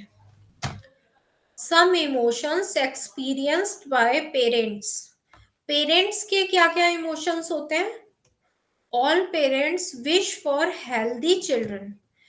Hence, they feel disappointment on hearing the diagnosis of the child. They may show anger on the support system when they realize that there is no cure for the condition. मतलब कि जब सारे जो parents होते हैं, सभी parents ये चाहते हैं कि हमारा जो बेबी हो वो हेल्दी हो, लेकिन जब उनको पता चलता है कि उनका जो बच्चा होता है उसमें बच्चा है उसमें डायग्नोस हुआ है कोई पर्टिकुलर डिसऑर्डर जो कि क्योर भी नहीं हो सकता है, वो ऐसी कंडीशन है जो क्योरेबल नहीं है, तो वो बहुत ज्यादा गुस्सा, एंगर जो होता है वो अपना दिखाते हैं सपोर्ट सिस्टम के लिए कि जैसे जो भी उनको लगता है कि eight the time of birth doctors ने ऐसे नहीं किया, या फिर सपोर्ट सिस्टम की मेडिकल फैसिलिटीज अवेलेबल नहीं थी, या फिर इस बीमारी का कोई इलाज अभी तक नहीं आया, किसी भी चीज को देख के वो अपना एंगर शो करते हैं। Some may be in grief and shock for a long time and may feel incapable of doing anything for some time। कुछ जो लोग होते हैं वो क्या करते हैं कि जो एंगर शो नहीं करते, वो क्या करते हैं, बहुत ज्यादा एकदम से उनको शॉक लगता है और वो बहुत ही दुखी फील करते हैं अपने आप में बहुत लंबे समय के लिए, और वो कुछ भी करने की स्थिति में नहीं रहते कुछ समय के लिए, मतलब एकदम शॉक की वजह से बैठे रहते हैं, सोचते रहते हैं, उदास रहते हैं, दुखी रहते हैं कि ये हमारे बच्चे के साथ क्या हो गया, मेरा बच्चा ऐसा क्यों है, इस तरह से वो ये सब चीजें सोचते रहते हैं। अदर्स में accept reality faster, adjust to the fact of the child's disability and think of ways of helping the child. कुछ लोग जबकि क्या होते हैं कि वो ये चीज एक्सेप्ट कर लेते हैं रियलिटी जल्दी से कि हमारा बच्चा डिसेबल है, तो हमको इसकी जो डिसेबिलिटी है इसके साथ एडजस्ट किस तरह से करना है, और किस तरह से हम हम डिसेबल जो बच्चा है हमारा उसकी हेल्प किस तरह से किन तरीकों से कर सकते हैं। कुछ लोग इस तरह के होते हैं, वो जल्दी से एक्सेप्ट कर लेते हैं। Helpful and realistic relatives could give positive support to parents and their child. जो हेल्पफुल जो रिलेटिव्स होते हैं उनके, वो ये चीज उनको पॉजिटिव सपोर्ट देते हैं कि चलो कोई बात नहीं, जैसा होना था वैसा हो गया, अब आगे की तरफ हमें देखना चाहिए, बच्चे को सपोर्ट करना चाहिए, उसकी नीड्स फुलफिल करनी चाहिए, ताकि ताकि आगे के लिए वो अपने आप को डेवलप कर सके या फिर कुछ थोड़ा इतना अचीव कर सके कि अपने डेली रूटीन को पूरा कर सके या अपनी लाइवलीहुड अर्न कर सके। If the neighbors are warm, friendly, and understanding towards the parents and the child, then things come easier.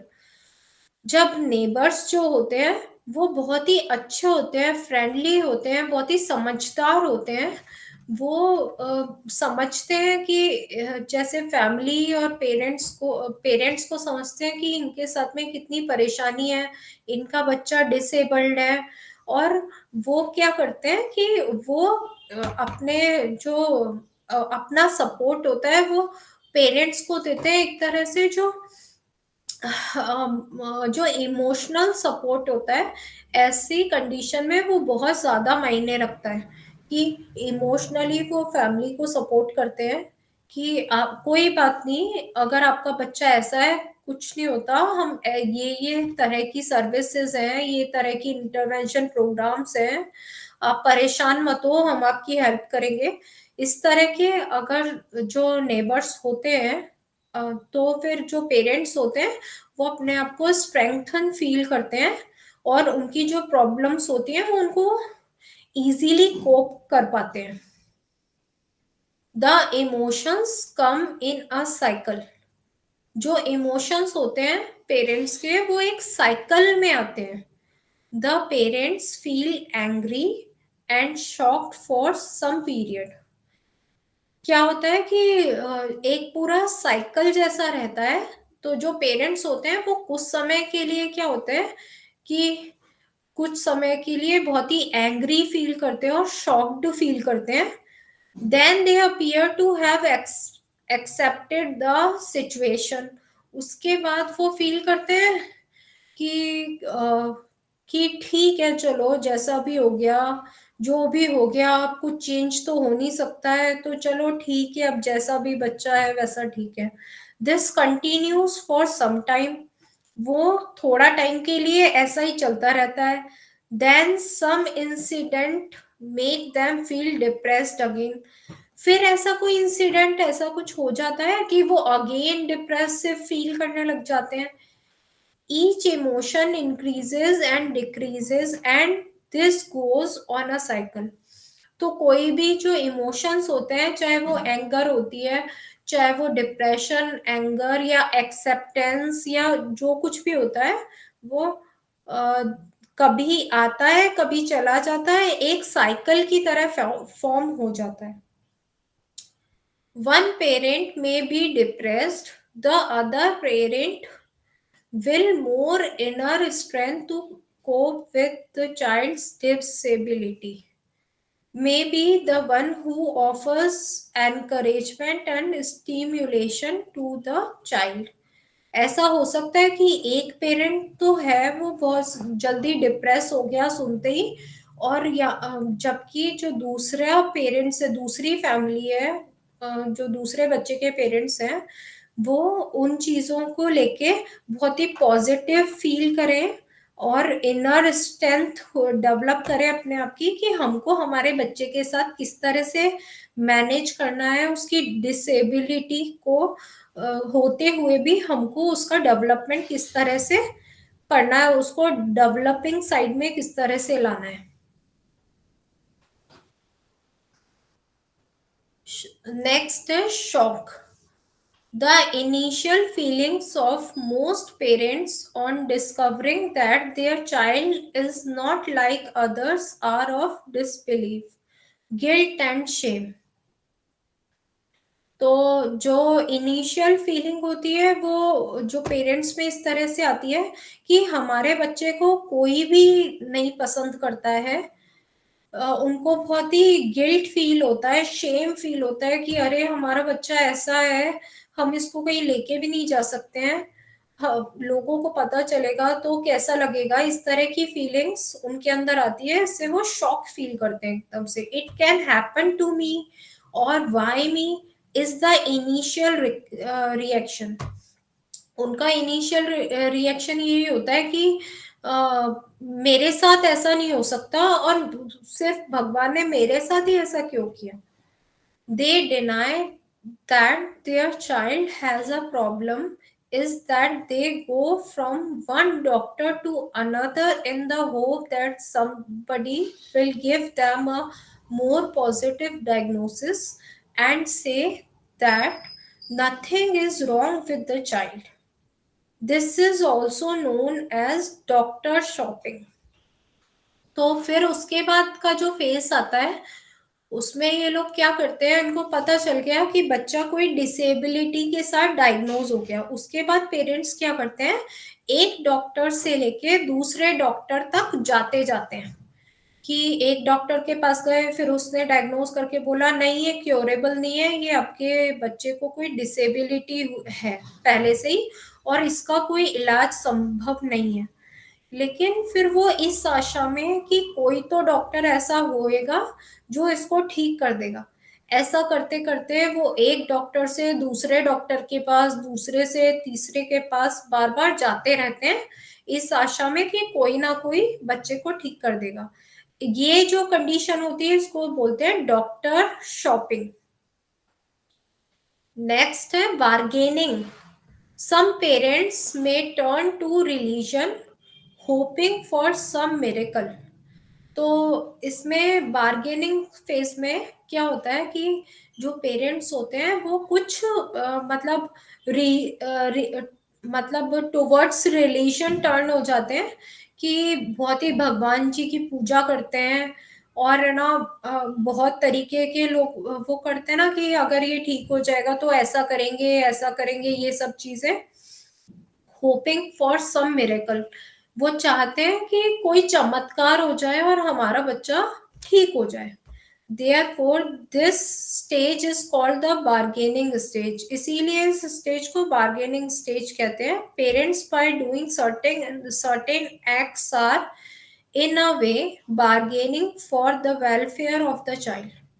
तो वो जो पेरेंट्स होते हैं वो अपने बच्चे के वेलफेयर के लिए बार्गेनिंग करते हैं भगवान से कि हे भगवान इसको ठीक कर दो, मैं आपके लिए ऐसा करूंगा, मैं आपके लिए वैसा करूंगा, ये प्रसाद चढ़ाऊंगा या कुछ भी करूंगा, लेकिन मेरे बच्चे को ठीक कर दो. नेक्स्ट एंगर होता है उनमें. It is quite natural for the parents to feel anger. Their feelings of anger may be directed at themselves, teachers, doctors, relatives, friends, and even other children. उनमें बहुत ज्यादा जो पेरेंट्स होते हैं उनमें बहुत ज्यादा गुस्सा होता है. वो गुस्सा होना बहुत ही नेचुरल एक चीज है क्योंकि जब किसी इंसान को इतना बड़ा एक शॉक लगता है तो उसमें एंगर आना बहुत ही नॉर्मल बात होती है. वो जो एंगर की फीलिंग्स हैं वो किन किन लोगों के लिए उनमें होती हैं, टीचर्स के लिए, डॉक्टर्स के लिए, रिलेटिव्स के लिए, फ्रेंड्स के लिए और इवन अदर चिल्ड्रन और दूसरे बच्चों के लिए भी, क्योंकि उनको ऐसा लगता है ये बच्चे तो ठीक है, हमारा बच्चा ही ऐसा क्यों है, इसलिए उनको दूसरे बच्चों पे भी गुस्सा आता है. Depression. They feel constantly burdened and worry about what will happen to the child once they are not around. It is said that the parents experience chronic sorrow.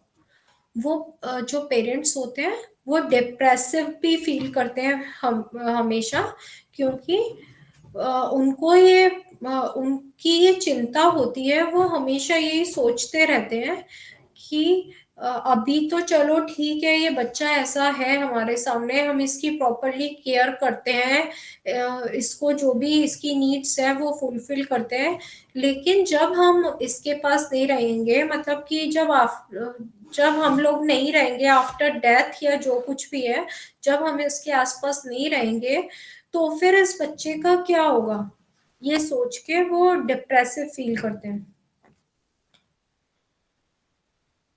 What to do when you find a parent is depressed?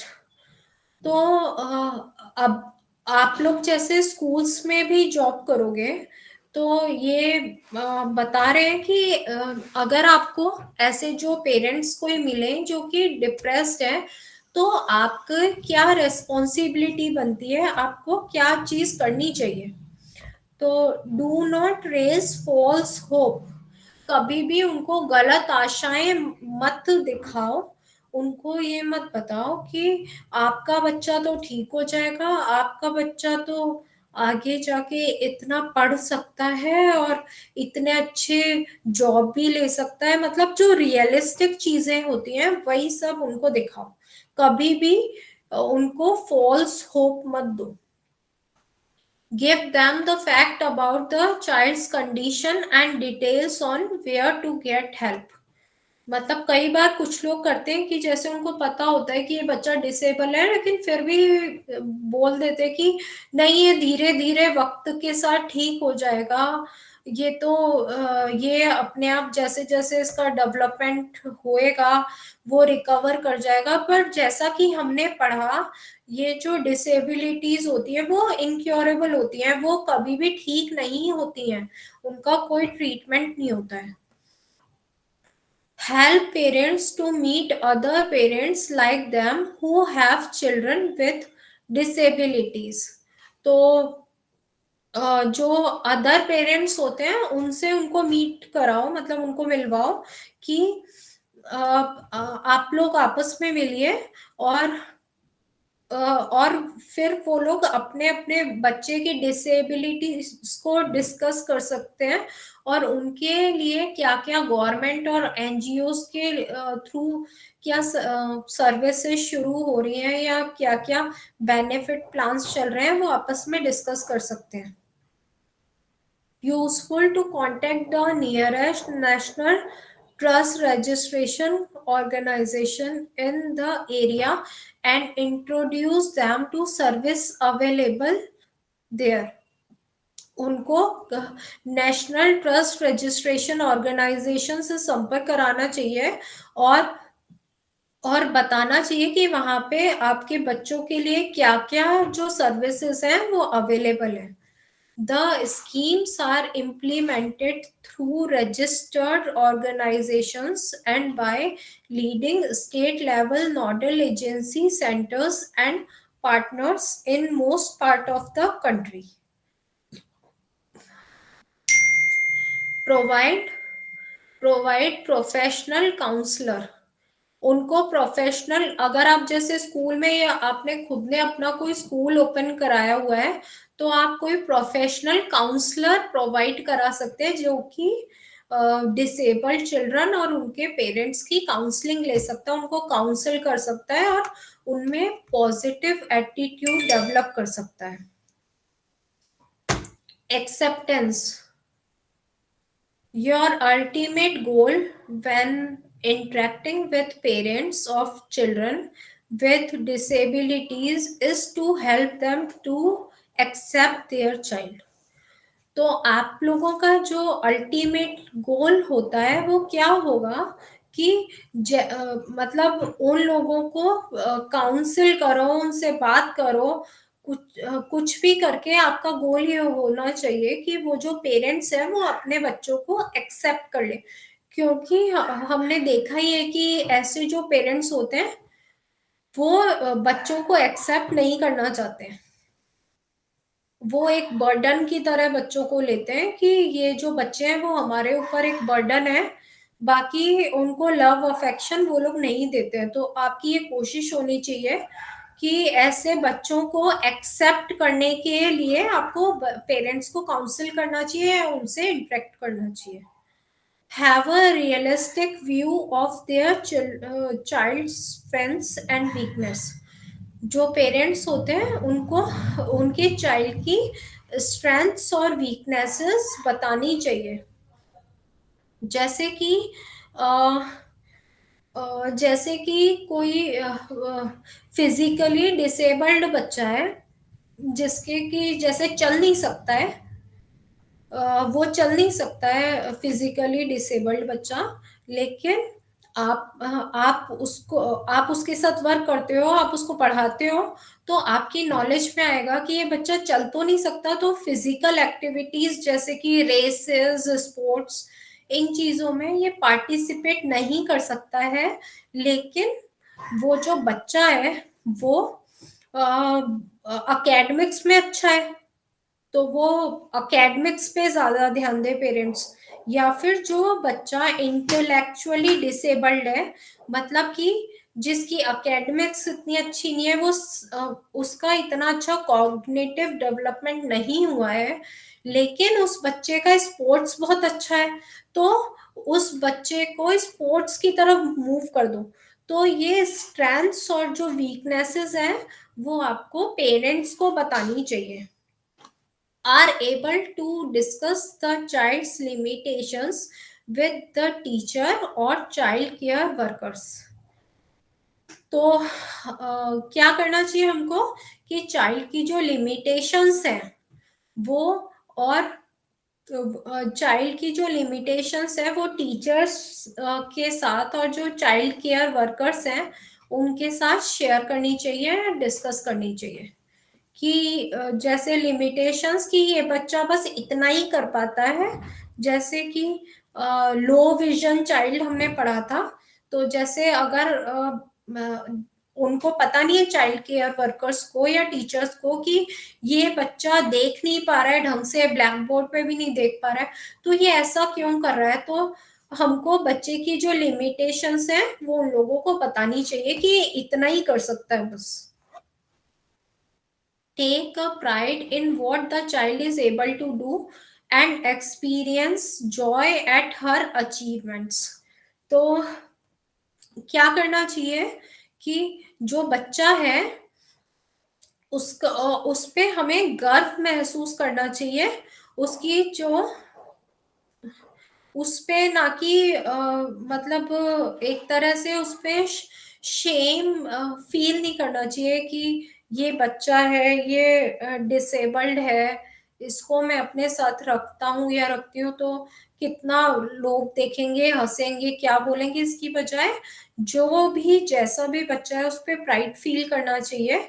और ऐसी जो achievement है जो बच्चा gain करता है, जैसे कि हमने बहुत बार देखा है जो इंटेलेक्चुअल डिसेबल्ड बच्चे होते हैं या फिर जो ऑटिस्टिक बच्चे होते हैं, जो भी बच्चे होते हैं और भी डिसेबल्ड जो कैटेगरी के बच्चे होते हैं, वो आर्टिस्टिक होते हैं अधिकतर. तो वो आर्ट एंड क्राफ्ट का कुछ अच्छा कर रहे होते हैं या ड्राइंग और पेंटिंग बहुत अच्छी कर रहे होते हैं.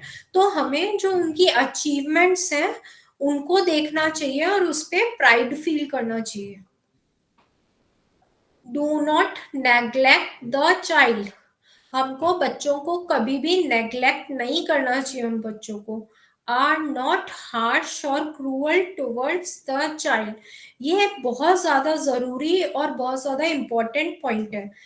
जब हमने देखा होगा मतलब हमने कई जगह देखा होगा, आप लोगों ने भी शायद कभी देखा होगा कि जो भी बच्चे होते हैं डिसेबल्ड होते हैं तो उनकी फैमिली वाले बहुत ही हार्श बिहेवियर करते हैं उनके साथ, और जैसे उनको एक रूम में बंद करके रखते हैं कि ये बाहर नहीं जा सकता है, इसको ये किसी को दिखना नहीं चाहिए, ये बस एक रूम में ही पड़ा रहे और बस कोई भी इसको देखे ना ताकि हमारा मजाक ना उड़ाए. इस तरह का बिहेवियर उसके साथ करते हैं. और कई बार क्या होता है कि जैसे उन बच्चों को कुछ दौरे पड़ते हैं या एंगर शो करते हैं वो, या मतलब इस तरह का कुछ भी बैड बिहेवियर करते हैं, तो वो पेरेंट्स उनको बहुत जोर से मारते हैं, बीट करते हैं या हाँ, या फिर हिट करते हैं, तो ऐसा कुछ भी उनके साथ नहीं करना चाहिए, क्योंकि अगर उसको उनको स्टिमुलेट करेंगे, उनको लव अफेक्शन देंगे, तो वो बेटर कुछ भी कर पाएंगे। जबकि उनको अगर मारेंगे, उनके साथ गलत तरीके से बिहेव करेंगे और उनको एक रूम में बंद कर दिया जाएगा, किसी से बाहर एक्सप्लोर नहीं करने दिया जाएगा, सोसाइटी में कुछ भी उनको अपॉर्चुनिटी नहीं दी जाएगी, तो वो बच्चे फिर धीरे धीरे वो खुद को वो अपने आप को ही बेकार समझने लगते हैं कि हमारा कोई वर्थ नहीं है, हम एकदम यूजफुल नहीं है, यूजलेस है हम बिल्कुल। तो ऐसा हमें किसी भी चाइल्ड के साथ नहीं करना चाहिए। Do not feel ashamed of the child and do not try to hide her from friends and relatives. जो मैंने अभी आपको बताया कि कभी भी ऐसे जो चिल्ड्रन होते हैं उनके लिए अशेम्ड फील नहीं करना चाहिए कि हमारे फ्रेंड्स या कुछ लोग ऐसे होते हैं कि जो फ्रेंड्स और रिलेटिव्स वगैरह आए तो जरूर ऐसे बच्चों को एक रूम में बंद कर देंगे कि ये किसी के सामने नहीं आने चाहिए, लेकिन वरना वो लोग हमारा बहुत ज्यादा मजाक बनाएंगे। To cooperate and collaborate with the educator about ways of helping the child and are willing to accept suggestions and implement them. तो क्या करना चाहिए, जो एजुकेटर होते हैं, स्पेशल एजुकेटर, उनसे कोऑपरेट करना चाहिए, उनके साथ कोलैबोरेट करके बहुत सारे तरीके निकालने चाहिए ताकि जो ऐसे बच्चे होते हैं उनको हेल्प कर सके, और सजेशंस वगैरह जो भी एजुकेटर से मिले उन सबको इम्प्लीमेंट करने की कोशिश करनी चाहिए। The impact of child's disability on the family. तो कोई चाइल्ड है जो कि डिसेबल है, उसकी डिसेबिलिटी का फैमिली पे क्या असर पड़ता है?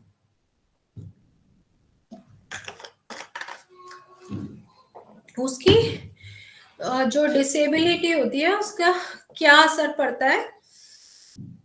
Siblings are affected due to the presence of a child with disability in the family.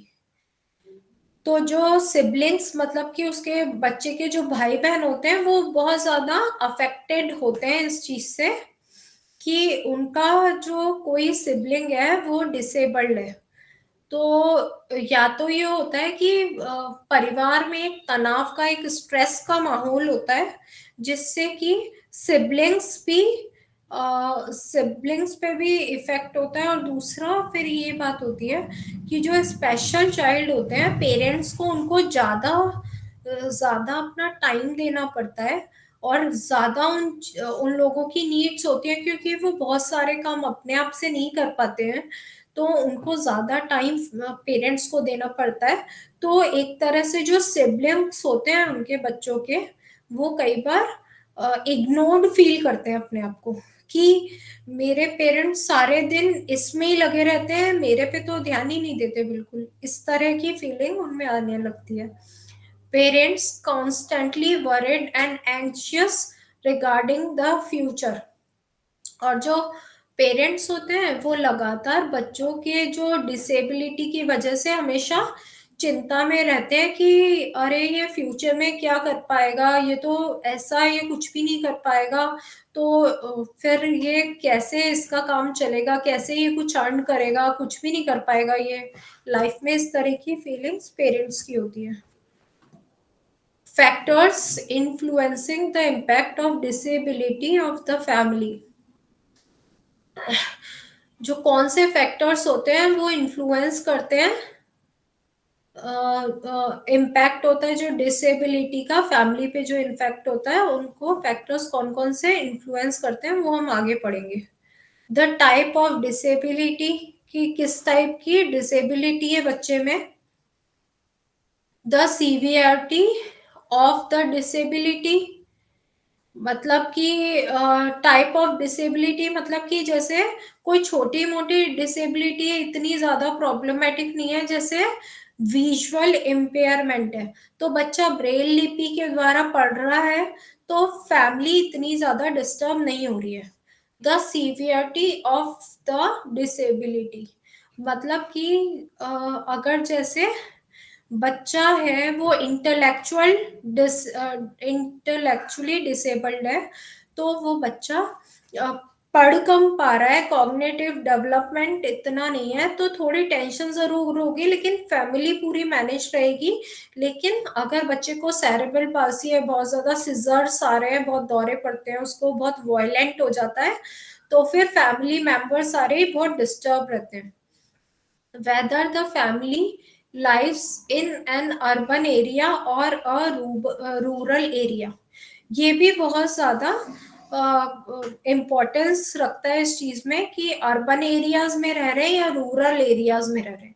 क्योंकि जो डिसेबल्ड पर्सन है वो अगर रूरल एरियाज में रह रहे होते हैं, तो रूरल एरियाज में अगर वो पढ़ते भी नहीं है, कुछ भी नहीं करते, तो लोग इतना उनपे ध्यान नहीं देते हैं किसी भी तरह का। तो बजाय कि अर्बन एरियाज के रूरल एरियाज में डिसेबल्ड पर्सन को रहना बहुत ज्यादा इजी फील होता है, जबकि अर्बन एरियाज में अगर वो पढ़ाई नहीं कर पा रहे, वो सारे बच्चों से पिछड़ गए हैं, तो ये सब चीजें बहुत ज्यादा मैटर करती हैं और उनमें इंफीरियरिटी बहुत ज्यादा आती है अर्बन एरियाज में comparative to rural area. The income level of the family income भी बहुत ज्यादा इन्फ्लुएंस, जो इनकम लेवल होता है वो भी बहुत ज्यादा इम्पैक्ट करता है फैमिली का। क्योंकि जो फैमिलीज होती हैं जिनकी हाई इनकम ग्रुप जो है, वो कोई केयर टेकर भी बच्चे के लिए अरेंज कर सकते हैं, वो सारी फैसिलिटीज भी कई तरह की बच्चे को प्रोवाइड करा सकते हैं। जैसे कि सीपी वाले बच्चे होते हैं, सेरेब्रल पाल्सी वाले, उनको वो फिजियोथेरेपिस्ट प्रोवाइड करा सकते हैं, और भी जो भी बच्चे से को जरूरत होती है किसी भी फैसिलिटी की, तो वो प्रोवाइड करा सकते हैं।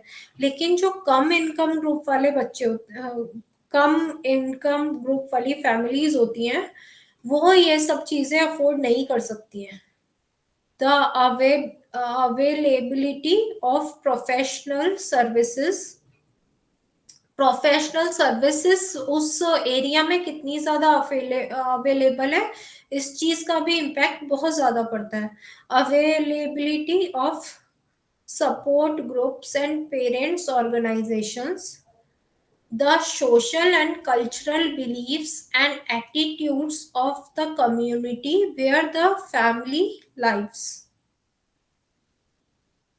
where the family lives, sorry, the social and cultural beliefs, मतलब उस जगह के जहाँ पे कि वो फैमिली रह रही है, उस जगह के सोशल और कल्चरल क्या बिलीफ्स है और क्या एटीट्यूड्स है लोगों के, कम्युनिटी के, वहां पे वो चीज भी बहुत ज्यादा इम्पैक्ट करती है और जो फैमिली होती है उसको। कोपिंग बाय फैमिलीज, मतलब कैसे वो फैमिली कोप कर सकती है डिसेबिलिटीज से रिलेटेड जो थिंग्स है उस पे। The impact is psychological, emotional, physical and financial, and it affects all the members of the family. जो इम्पैक्ट होता है डिसेबल्ड बच्चों का, वो उनको पे, जो फैमिलीज पे साइकोलॉजिकल भी होता है, इमोशनल, फिजिकल, फाइनेंशियल, सभी तरफ से ये चीज अफेक्ट करती है उनको कि उनका कोई चाइल्ड डिसेबल्ड है। Families seem to manage better than others, and this largely depends on their coping skills and resources and support available for the families from the community and the state.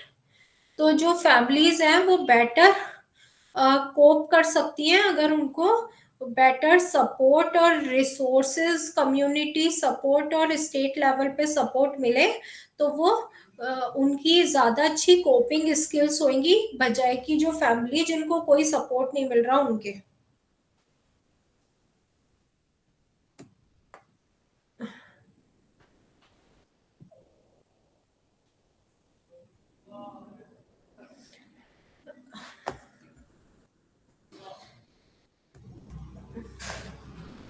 Next है religious believing in God. मतलब कि religious families होती है और अगर God पे believe होती है तो वो एक तरह से वो रिलीजियस अपना जो एटीट्यूड होता है उसके तरफ मूव हो जाती है कि पूजा पाठ करने लगती है और वो सब, और उसके थ्रू वो कोप कर जाती है इस चीज को कि हमारा बच्चा डिसेबल है। बिलीविंग इन सेल्फ, अगर वो खुद से कोई एफर्ट करते हैं तो भी वो जो इस चीज को कोप कर सकते हैं। Positive thinking, mutual support and understanding between spouses. जो स्पाउसेस है मतलब कि जो बच्चे के पेरेंट्स है, हस्बैंड वाइफ जो है, उनकी कितनी म्यूचुअल अंडरस्टैंडिंग है वो भी बहुत जरूरी है इस जो कंडीशन को कोप करने के लिए। क्योंकि अगर वो स्पाउसेस एक दूसरे को समझते हैं, उनकी अच्छी अंडरस्टैंडिंग है, वो वो दोनों ही मतलब अच्छी अंडरस्टैंडिंग रखते हैं और बच्चे के लिए एफर्ट करते हैं, तो फिर वो जल्दी कोप कर सकते हैं। जबकि एक जो स्पाउस है वो दूसरे से झगड़ता रहता है हमेशा कि तुम्हारी वजह से ऐसा हुआ, तुमने ऐसा किया, या ऐसा बच्चा है इसका कुछ नहीं कर सकते हैं, मतलब हमेशा झगड़ता रहता है, तो वो इस प्रॉब्लम से कोप करने में असमर्थ होंगे। Support of grand parents and other relatives, तो जो फैमिली है या पेरेंट्स है उनको ग्रैंड पेरेंट्स या अदर रिलेटिव्स का कितना सपोर्ट मिल रहा है वो भी बहुत ज्यादा वो भी ज्यादा प्रीशियस है बहुत। Support of abled children at home, मतलब एक बच्चा तो अगर डिसेबल्ड है तो दूसरे बच्चे जो एबल्ड हैं उस उनका कितना सपोर्ट मिल रहा है ये बहुत ज्यादा जरूरी है पेरेंट्स को कोप करने में, और एज वेल एज जो डिसेबल्ड बच्चा है उसको भी कोप करने में बहुत ज्यादा जरूरी है अगर एबल्ड बच्चों का सपोर्ट मिल रहा है तो। Support of neighbours, friends and colleagues, neighbours का, फ्रेंड्स का और कलीग्स का सपोर्ट मिल रहा है तो पॉजिटिव एटीट्यूड्स डेवलप होंगे। Meeting other parents of children with disabilities, अगर वो दूसरे पेरेंट्स से मिलते हैं जिनके भी बच्चे डिसेबल्ड हैं तो फिर उनको ये चीज फील होएगी कि हम ही केवल ऐसे नहीं है, ये लोग भी बहुत परेशान हैं और इनके भी बच्चे ऐसे हैं, और वो जब प्रॉब्लम्स डिस्कस करेंगे और जो बच्चों के लिए सर्विसेज चलाई जा रही है, स्कीम्स, इंटरवेंशन प्रोग्राम्स चलाए जा रहे हैं, वो सब डिस्कस करके उनका बेनिफिट ले पाएंगे। मेडिकल एंड प्रोफेशनल सपोर्ट, अगर उनको प्रॉपर मेडिकल और प्रोफेशनल सपोर्ट मिलता है गवर्नमेंट या एनजीओ के थ्रू, या अगर कोई भी दूसरी स्कीम्स है उनके थ्रू, तो फिर भी वो कोप कर सकते हैं सिचुएशन को। Government support, financial resources, what can you do to help your child with disability? What can you do to help your child with disability? आप क्या कर सकते हैं अगर आपका बच्चा डिसेबल है, या फिर अगर आप किसी स्कूल में पढ़ा रहे हो और जैसा कि अभी किसी ने पॉइंट आउट किया था कि हमारे स्कूल में कोई बच्चा है वो डिसेबल्ड है, तो आपको क्या करना चाहिए? Don't waste valuable time in the early years of your child. जो अर्ली ईयर्स का जो टाइम होता है वो बहुत ज्यादा प्रीशियस होता है, उसको बिल्कुल भी वेस्ट नहीं करना चाहिए। कई लोग यही सोचते रहते हैं कि अभी अर्ली ईयर्स में कि अभी तो बच्चा बहुत ज्यादा छोटा है, उसमें स्पीच नहीं आई या वो सुन नहीं रहा, तो वो उसको लेके बैठे रहते हैं और यही एक्सपेक्ट करते रहते हैं कि जैसे जैसे बड़ा होएगा वैसे वैसे ठीक हो जाएगा। पर सिचुएशन ये होती है कि कई प्रॉब्लम्स या कई चीजें ऐसी होती है जो अर्ली इंटरवेंशन अगर हो जाए और अर्ली इयर्स में अगर उनका कुछ ट्रीटमेंट किया जा सके तो काफी हद तक ठीक हो सकती है, या फिर उनको अर्ली स्टिम्युलेशन देके कुछ बेटर डेवलपमेंट उनका किया जा सकता है। पर वो जो अर्ली टाइम है वो जो बहुत ही वैल्यूएबल होता है वो फैमिलीज वेस्ट कर देती हैं। seek professional help from a doctor, therapist, community worker, special educator, a psychologist for early assessment and intervention program for the child with disability. हमको क्या करना चाहिए कि प्रोफेशनल हेल्प लेनी चाहिए. जैसे कि कोई नॉर्मल स्कूल है, उसमें कोई डिसेबल्ड बच्चा आ रहा है, तो हमको ऐसा कोई जैसे काउंसलर या साइकोलॉजिस्ट और ये जो लोग होते हैं, जो ट्रेन्ड लोग होते हैं अपनी फील्ड में, therapist, doctors, community workers, special educators, इनकी हेल्प लेनी चाहिए. और असेसमेंट इंटरवेंशन प्रोग्राम्स ये जो लोग कराते हैं, उनकी हेल्प लेनी चाहिए बच्चे की डिसेबिलिटी को लेके. Treat your child normally. जो चाइल्ड होता है उसको नॉर्मली ट्रीट करना चाहिए. जितना ज्यादा डिसेबल्ड चाइल्ड को नॉर्मली ट्रीट करेंगे कि उसको मतलब इस चीज का एहसास नहीं दिलाएंगे बार बार कि आप डिसेबल्ड हो, आप ये चीज नहीं कर पाते, इसकी बजाय कि ऐसा करेंगे कि आप सब कुछ चीज कर पा रहे हो नॉर्मली, जैसा एक नॉर्मल बच्चा है वैसे ही आप हो, तो वो बेटर डेवलपमेंट उस बच्चे का हो पाएगा. Arrange for the child to go to a regular school. ऐसा अरेंजमेंट करना चाहिए कि बच्चा रोज स्कूल जा पाए. Get a disability certificate. और अगर उसमें डिसेबिलिटी है जिसका कि सर्टिफिकेट उसको मिल पा रहा है, तो हमको उसका सर्टिफिकेट जरूर लेना चाहिए, क्योंकि ये जो डिसेबिलिटी सर्टिफिकेट्स होते हैं वो आगे जाके बहुत ज्यादा काम आते हैं. और कुछ डिसेबिलिटीज ऐसी होती हैं जिनके सर्टिफिकेट के बेसिस पे बच्चों को नौकरी भी मिल सकती है. गवर्नमेंट जॉब्स के लिए भी वो लोग अप्लाई कर सकते हैं.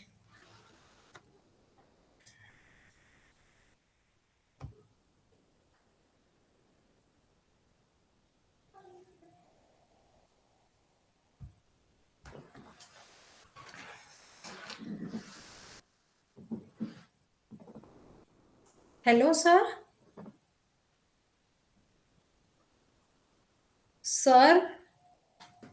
Sir, I have finished my block 1.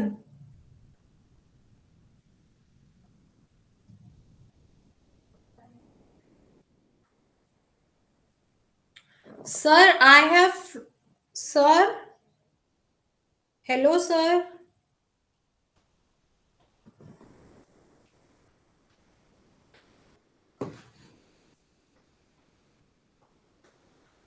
Hello students, आप कुछ भी क्वेरीज अपनी अगर आपके पास हो तो आप अपनी क्वेरीज मुझसे पूछ सकते हैं.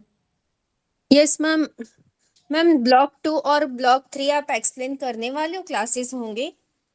वो आपको सर आपको सर बता देंगे कब क्लासेस होंगी और कब ये ब्लॉक्स कब डिस्कस हम लोग करेंगे, वो सर आपको बता देंगे. Okay ma'am, thank you. Any other queries? Excuse me, ma'am.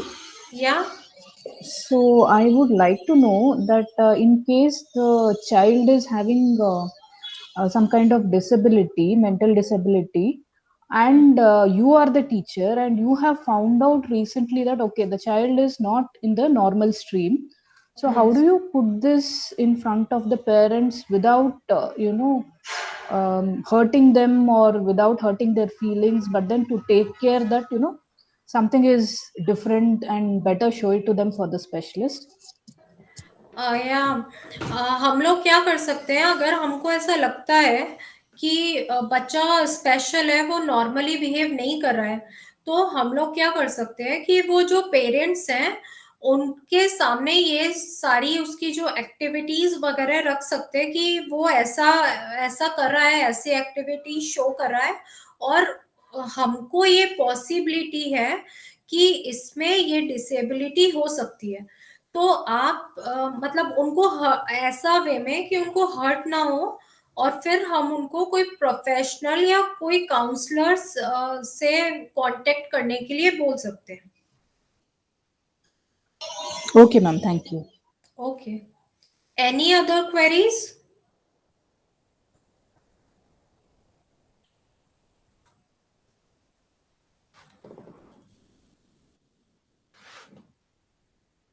Hello, sir.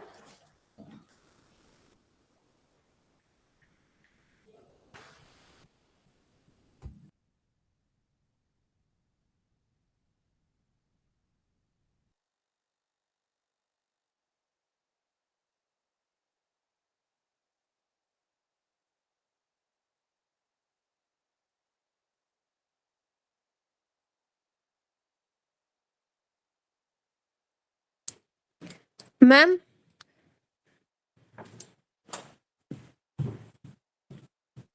hello.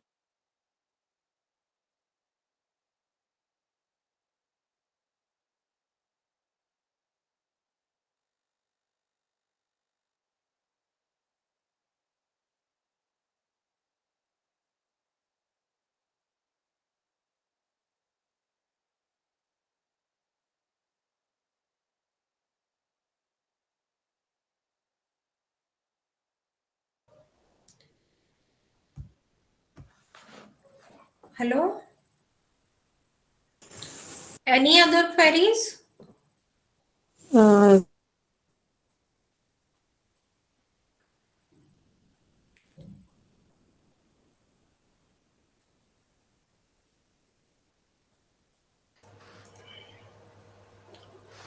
So thank you very much, Rasmi ma'am, Thank you, sir. for this online counseling session. And thanks to all students for joining the counseling session of PGD ECFE program. Definitely, the counseling sessions organized by IGNOU Region Center Jaipur um, are very useful to all students for understanding the different components of your program. Uh, it would be helpful to prepare the assignments and prepare the examination and other activities of your program. And the recorded sessions we have already shared with you, and last day recorded session and today's recorded session we will share with all students through the email. So dear students, we have also created a WhatsApp group, so you can put any feedback, any observations, any queries. We will try to respond you. So thanks to all students and thanks to Rasmi ma'am for nicely elaborated the session. Thank you so much, sir. So thanks and best wishes to all students. thank